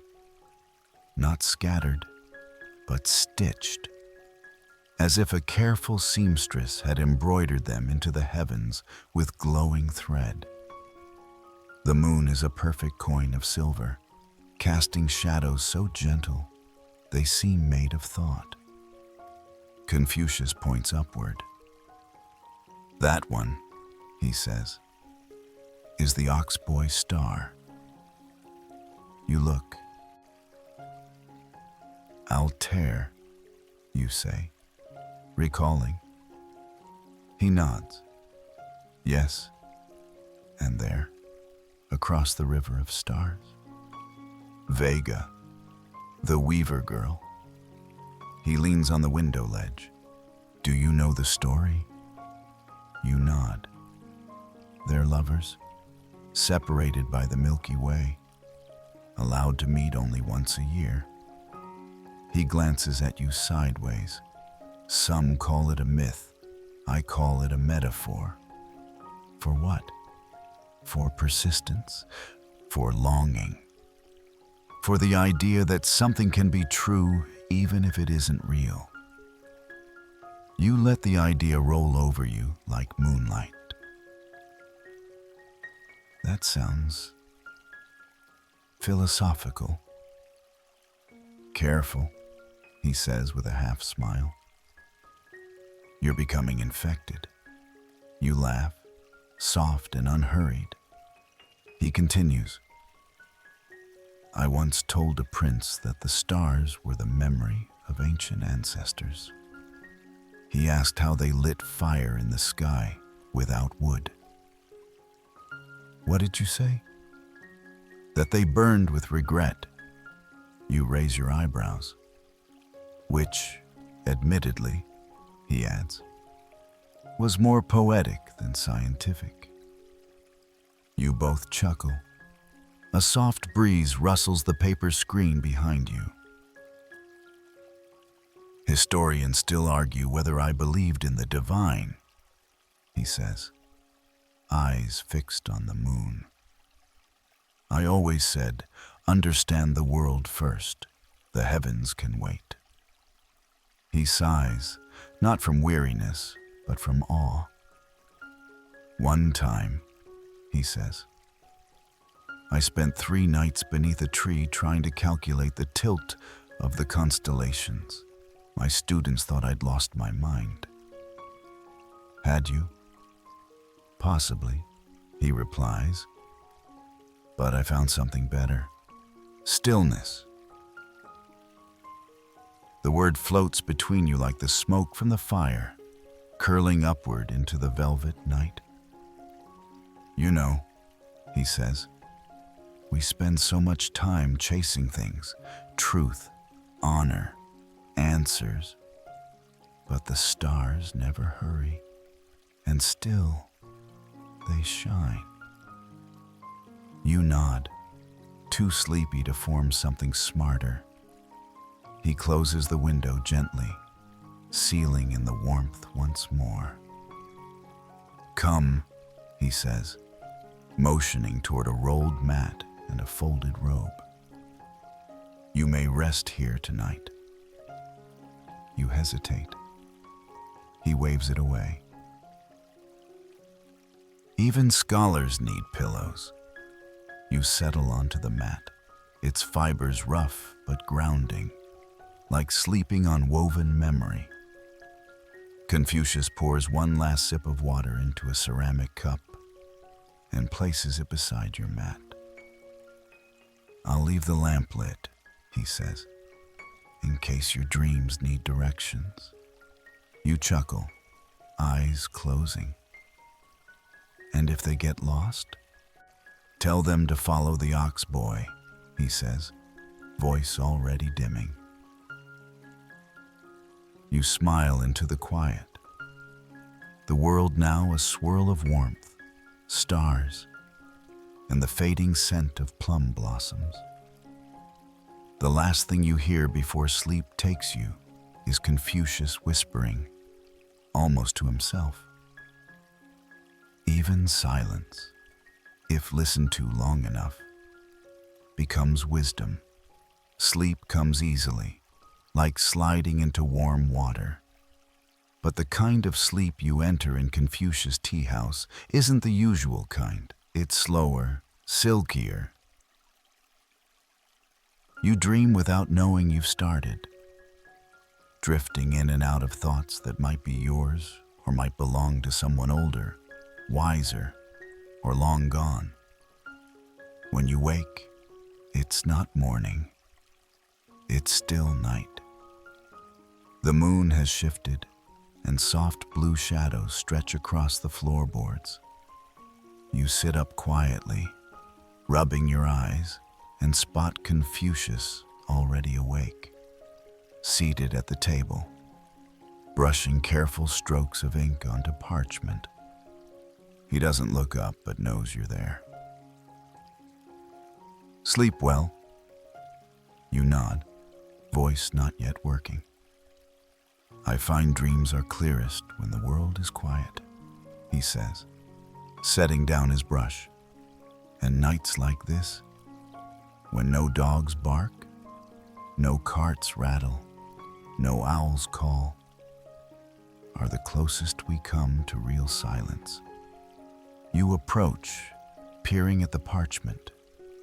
It's not words this time, but a map again, different from the last. This one isn't of a village or kingdom, it's a mind.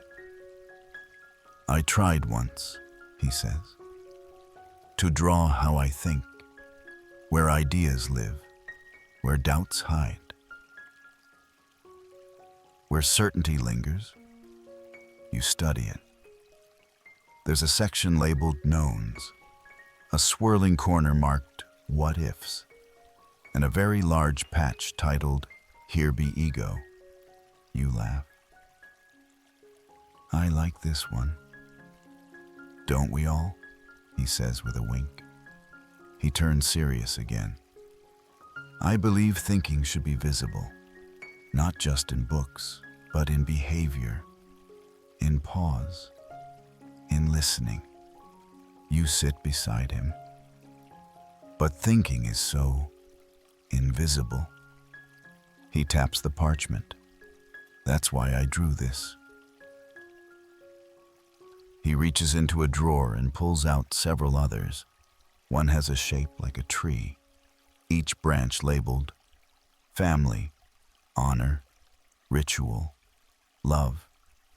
Another looks like a maze, its walls named after obstacles, pride, envy, comfort. Historians still argue whether I truly understood the human mind, he says. I say, I understood enough to know I didn't. You lean back, taking in the mess of maps, each one an attempt to navigate the intangible. I used to think wisdom was a staircase, he says. Step by step, but now I think it's a garden. Why? Because it grows in different directions. Some parts bloom fast, others take years. And sometimes, weeds teach the best lessons. You smirk. Sounds messy. He smiles. Life always is. You glance out the window again. The stars have started to dim. The edge of the sky is turning the color of wet rice paper. Is it morning? You whisper. He nods. Not quite, but close. He begins to roll the maps, tucking them back into the drawer. Do you still teach? You ask. Only those who ask softly, he replies. You sit in the stillness, unsure whether to ask more or say nothing. Eventually, you choose the latter. Confucius takes a long breath. You know, most people come to me looking for answers, but I find the best guests leave with better questions. You smile faintly, watching the sky lighten. I've asked mine, you say. He nods. Then you may go. You rise, folding your blanket and setting it neatly on the mat. As you reach for the door, he calls out gently. One last thing. You turn. When the world gets loud again, and it will, remember this. He places a hand over his chest. Stillness is not found in quiet places. It's carried. And with that, You step through the doorway into the hush of a sky just beginning to wake. The outside world greets you like an old friend who's just woken up, groggy, glowing, and full of mystery. Morning isn't quite here yet, but the night has loosened its grip. The stars are fading gently, and the air is cool enough to hug your skin, not bite it. You walk slowly, your feet making the softest scuffs on the path of packed earth. Behind you, the tea house recedes into shadow, its lanterns extinguished one by one, like blinking eyes surrendering to sleep. You don't know exactly where you're going, but you don't feel lost. The path curves between trees, tall and still. A bird stirs. A breeze speaks in the hush of leaves. And then you see it. What looks like a small footbridge arching over a narrow stream. You cross. Each step a ripple of quiet. Halfway across, you pause. Reflected in the water is the sky itself, milky, rippled, ancient. The last pinprick stars shimmer like pearls dropped from a forgotten earring. You crouch and run a finger across the water. The ripples scatter everything, and somehow that feels exactly right. A voice, low and amused, echoes in your mind. Even mud, if left alone long enough, settles into clarity. You don't know if Confucius ever said that, but it sounds like something he would say. Further along the path, you find something odd. A stone bench with carvings of clouds on its legs and a cracked bowl resting on top. Inside the bowl, 3 red berries and a folded slip of paper. Curious, you open the note. It reads, "To learn is to chase the sun while knowing you'll never catch it. But run anyway." You smile, setting the note back where you found it. As you continue walking, your thoughts wander through last night's conversations, rituals and rain, students and scrolls, feather-light Guqin notes and painted maps of minds. You remember the way Confucius touched the jade ring, the way his voice curled around the word Li, and how his laugh sounded when he recalled the chicken of truth. You realize something unexpected. You're not thinking in sentences anymore.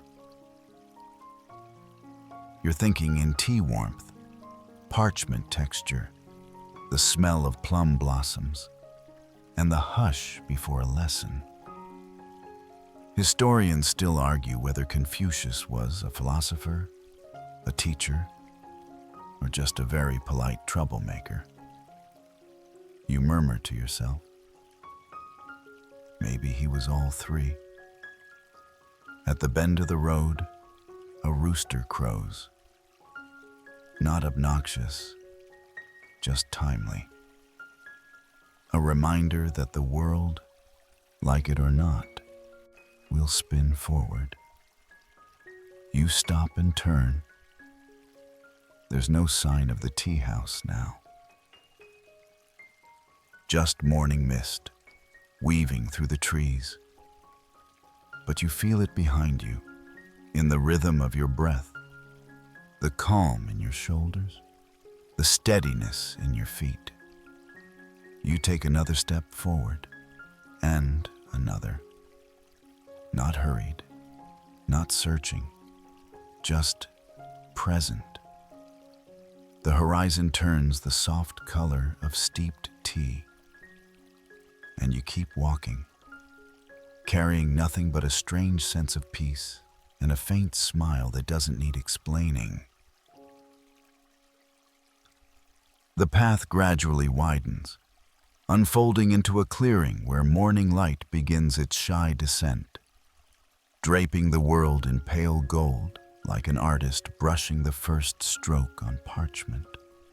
You inhale deeply, catching the scent of wet earth, fresh leaves, and something sweeter, peach blossoms, maybe, or memory. You spot a small shrine at the edge of the clearing. It's modest, roofed with wooden shingles, and decorated with worn calligraphy that swirls like ivy. No one tends it. No incense burns. Yet it feels deeply alive. Out of curiosity or habit, you step closer. On the shrine's door is a single word carved in vertical brushwork. Ren, Ren, you whisper. Compassion.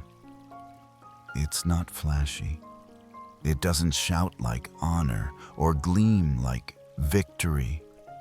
It just sits there, steady, waiting. You bow your head, not out of ritual, but respect. Beside the shrine is a bench, half covered in moss. You sit, the wood creaking beneath you, and watch the clearing breathe. Insects hum.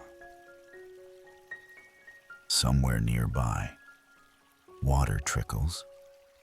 Birds test their morning songs like musicians warming up before a concert. You think back to something Confucius said in the quietest moment of tea. True wisdom is realizing how little needs saying. He wasn't wrong. Here, in this dappled stillness, you feel no urge to speak, just to notice. A small squirrel dashes across your path, pauses to stare, then scurries into the underbrush. A leaf falls, another follows. Just for fun, you pick one up. It's shaped like a question mark. You smile. You wonder what Confucius would say if he were here. Maybe something profound. Maybe just a dad joke about squirrels and social order. Historians still argue whether Confucius believed in destiny, you murmur, or whether he believed we just build our path through habits. You lean back. That's what this whole journey has been, hasn't it? Not a thunderclap of revelation,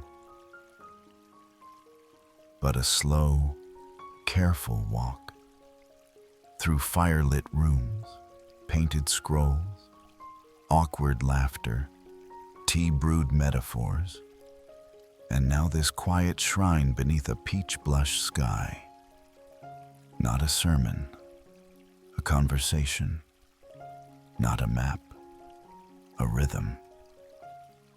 You trace the word Ren in the air with your finger, like a child pretending to write. And for the first time, you understand that Confucius didn't want to rule minds. He wanted to nourish them. He didn't hand out rules. He scattered seeds. And here you are, in a clearing that bloomed from one. You close your eyes, letting the sun kiss your cheeks. Not hot, just warm enough to feel like approval.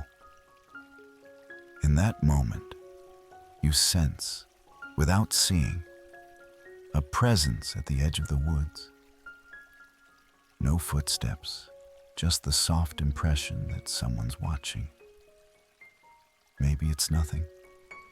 Or maybe the man who taught princes how to bow and peasants how to speak has just chosen to walk a few more silent steps with you. Either way, you don't turn.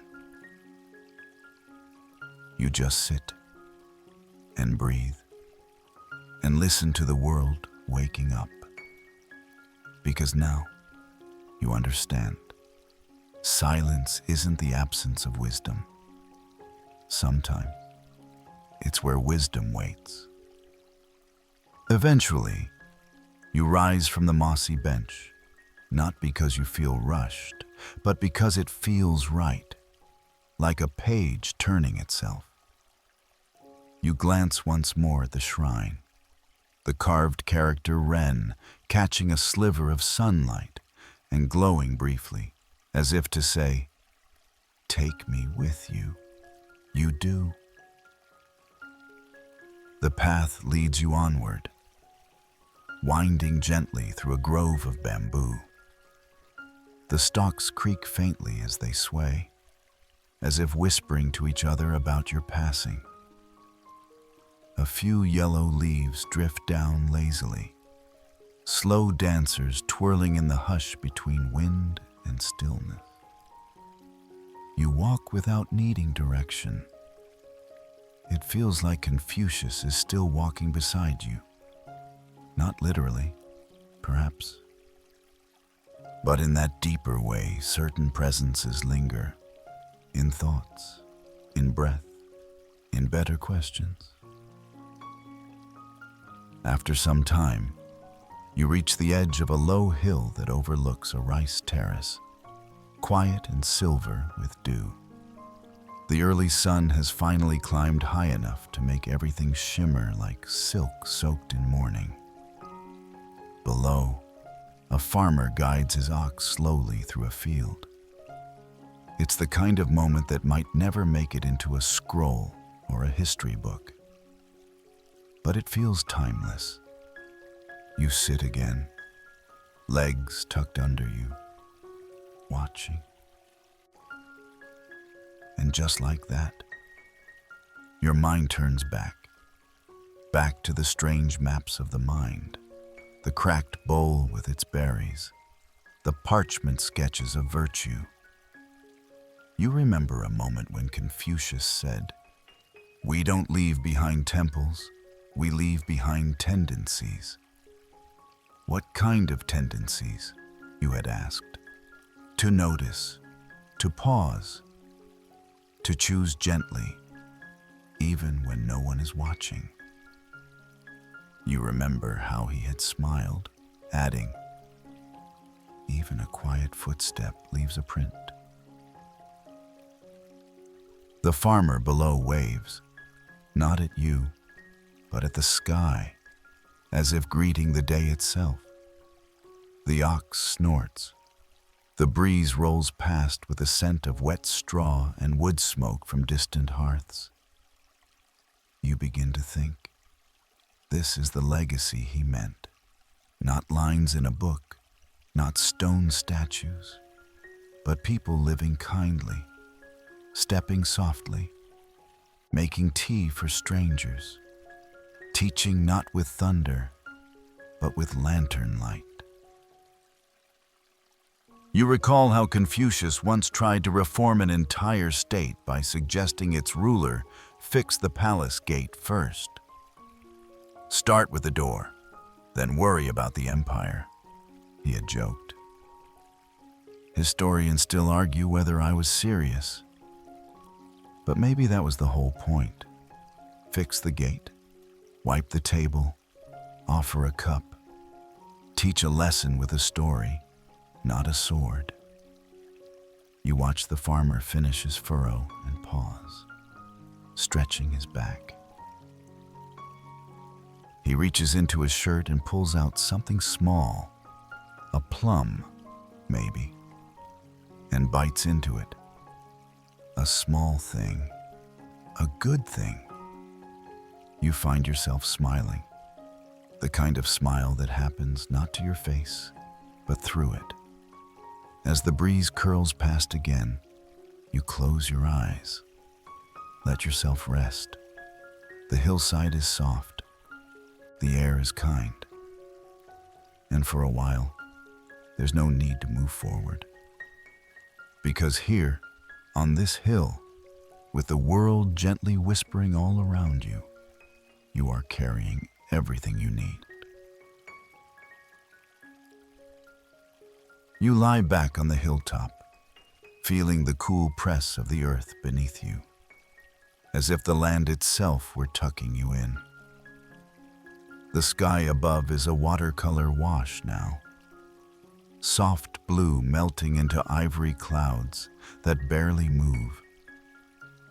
You could almost believe time had paused just for you. You close your eyes briefly, hearing the low hum of the world, wind nudging the bamboo, the creak of a saddle in the far-off field, the distant, delicate clink of something ceramic. For a moment, you could swear it's the sound of Confucius setting down a teacup. When you open your eyes again, you find something unexpected beside you. A folded square of paper tucked under a small river stone. It definitely wasn't there before. You hesitate, then open it. Inside, written in that same familiar brushstroke, is a single question. What are you waiting to become? There's no signature. There doesn't need to be. You smile, slightly, quietly. Not because you have an answer, but because the question feels like a gift. You rise slowly, brushing blades of grass from your sleeves. Your steps are steady now, not because the path is clearer, but because you've stopped trying to walk like someone else. Eventually, you reach a fork in the path. No signposts, just two equally worn ways forward. You pause, but only briefly. Then you laugh, surprising even yourself. Because you realize Confucius would likely say, whichever path you take, carry tea. You choose the left path, not for any reason beyond instinct. As you walk, your mind spins back again, like turning a lantern slowly in your hands. You recall Confucius's fondness for analogies. The scholar as a gardener, the heart as a house, the world as a teacup brimming with tension, always threatening to spill but never quite tipping over. Historians still argue whether he intended those metaphors to be literal. You muse. But maybe truth lives inside metaphor like tea lives inside the leaves. Your new path leads into another grove, where sunlight filters down in golden ribbons. It smells like pine and the faintest trace of camphor wood. There's a small wooden sign nailed to a tree trunk. No words. Just a painted image of an open hand. You pause again. And you remember how, last night, Confucius had said, "To be wise is not to be full, but to remain open." You reach out and press your palm flat against the tree. It's rough and warm, grounding. Then, ahead, you hear the distant sound of a bell. Faint, musical, not alarming, just inviting. You follow, and as you do, you begin to notice every step is quieter now, every thought less tangled, every breath a little deeper. Not because anything outside is changed, but because you have. And somewhere, not far, not close, just always, there is a man who drinks tea slowly, tells stories with crooked smiles, and leaves paper questions like breadcrumbs through the forest of your mind. The bell's sound grows louder, not in volume, but in presence. It seems to fill the space around you, woven into the bird song and the rustle of bamboo. It's not calling you somewhere. It's welcoming you into something. You round a bend and find a pavilion, simple and octagonal, nestled between two streams that braid together beneath it. There's no one there, but steam curls from a porcelain kettle set in the center. The air smells faintly of ginger and burnt rice. You hesitate on the threshold. Then you remember, in Confucius's world, hesitation is not weakness, it's respect. You step inside. The floor creaks beneath your feet, but it's a comforting sound. Everything here feels hand-touched, as if someone laid each board, carved each support, sanded each curve while humming quietly to themselves. You sit by the kettle. Someone, somewhen, clearly intended for you to find it. There's a cup. Only one. Not a set. You pour the tea. It's warm, bittersweet, real. As the steam rises, you find your mind wandering not into confusion, but calm. A deep pool of thoughts that aren't questions or conclusions, just quiet companions.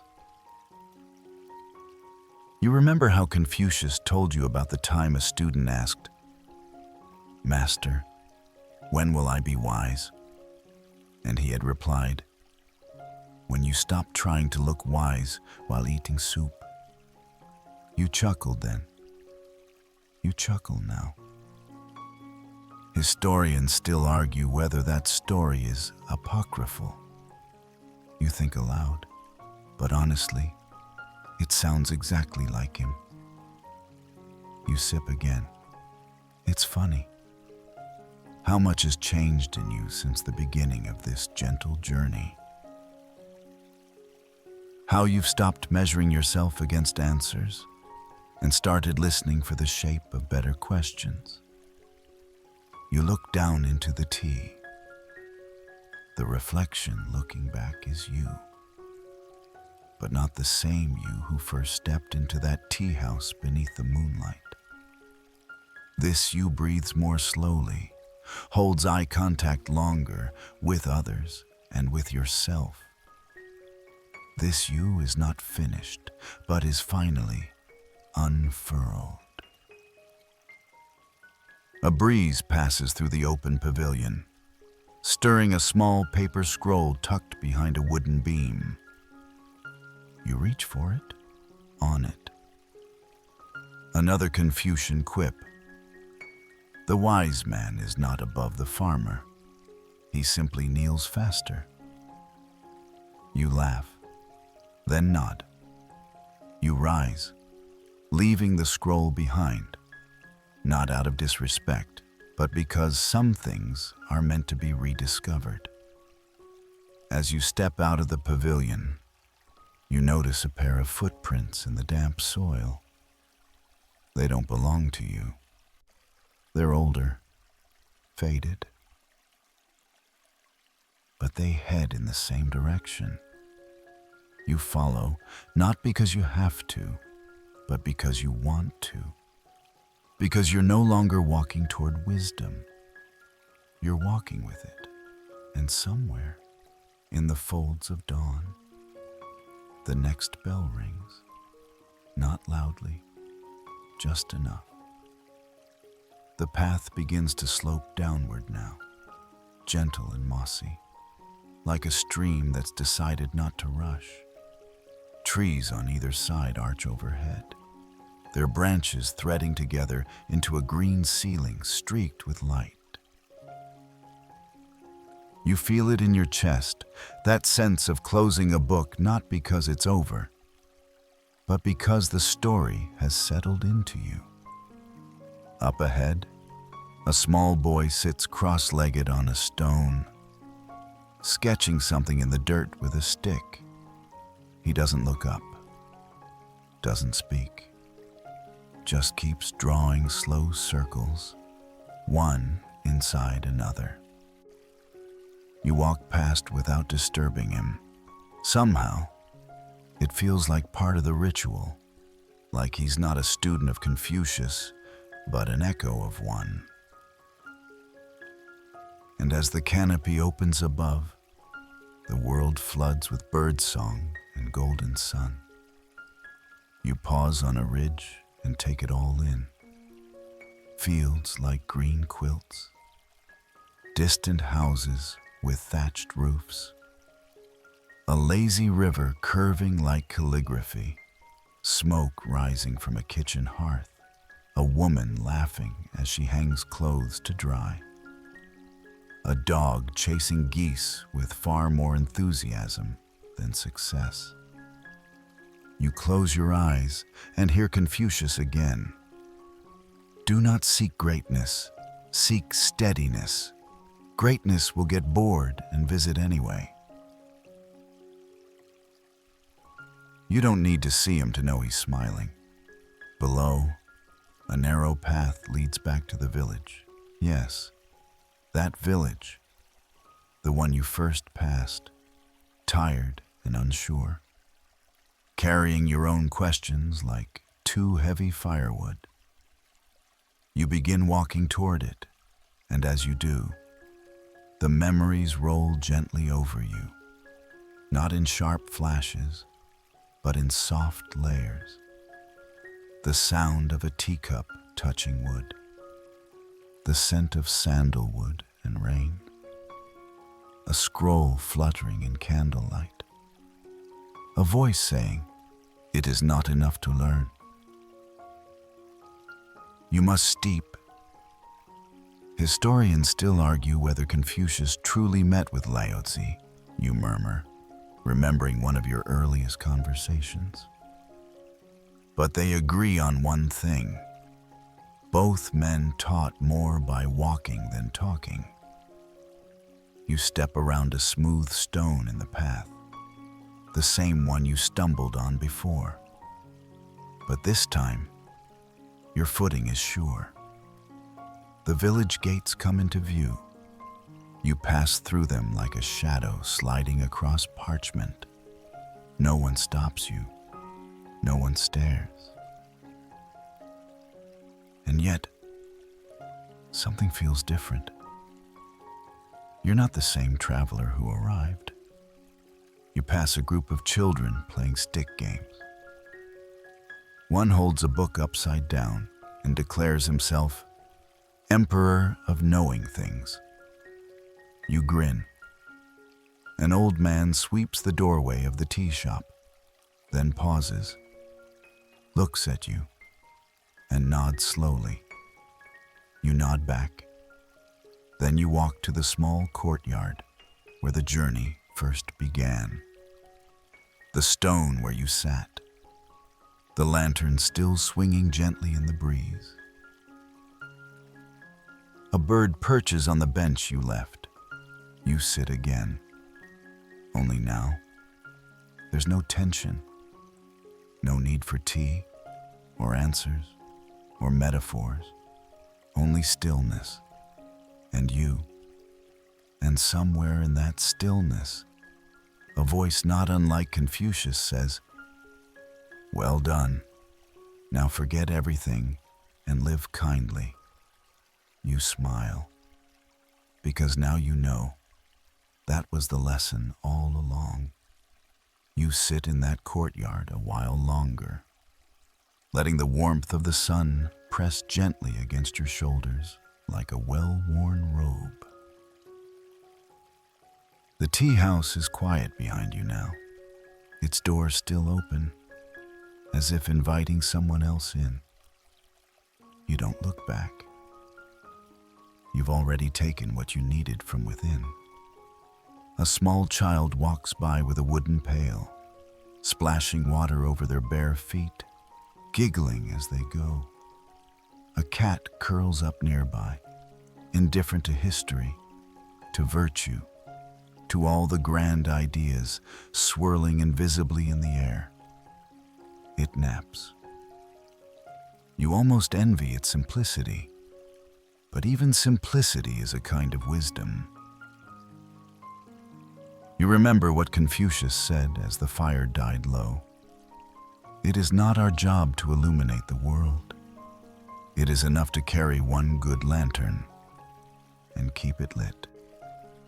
You reach into your pocket and feel something you didn't put there. A pebble, smooth, round, warm. The kind you'd find near a riverbank or on a path you walked too long ago to name. You hold it, roll it in your palm, and smile. A gift or a reminder. The village begins to stir with purpose now. Baskets are carried, ropes are tied. Chickens declare war on the morning with little coordination. The real world, as they say, returns. But you've changed. Not in the way that earns a statue. Not in the way someone would notice across a crowded square. No, your change is subtler. You notice more now. The softness in a stranger's tone. The quiet strength in restraint. The way a simple phrase, "You've done enough for today," can carry the weight of 100 philosophies. And you carry it all with you as you rise. Gently, one last time. You begin walking, not away from the village, not toward anything in particular, but forward. Because that's what one does after tea with Confucius. You live, not grandly, not perfectly, but attentively, and that is enough. The path fades behind you now, not erased, but softened, like a dream folding back into your pillow. The morning sun rises higher, but your steps grow slower, not because you're tired, but because there's no longer a need to hurry. Your breath deepens. The warmth on your skin spreads into your bones, reminding you that the journey is not over. It's only quieted. You pass a flowering tree, its petals just beginning to fall.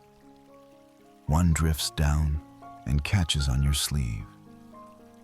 You pause, watching it rest there, delicate and silent, as if it, too, is settling in for sleep. The wind shifts, barely there. A whisper, a sigh. In the distance, you think you hear laughter. Not loud, not jarring, just the echo of kindness, shared over warm tea and calm words. And then the world grows still.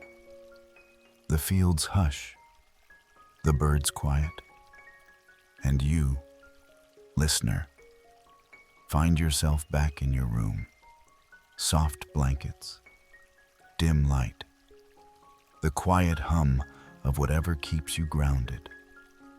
That long walk through wisdom has come to rest in you now. You carry it gently, tucked behind your heart like a folded scroll or an unanswered question. You did not come here for answers. You came for calm, and you found it. So let your breathing slow. Let your thoughts blur at the edges. Let yourself drift, not away, but deeper within. The night has you now, and you are safe. End of script. Sweet dreams.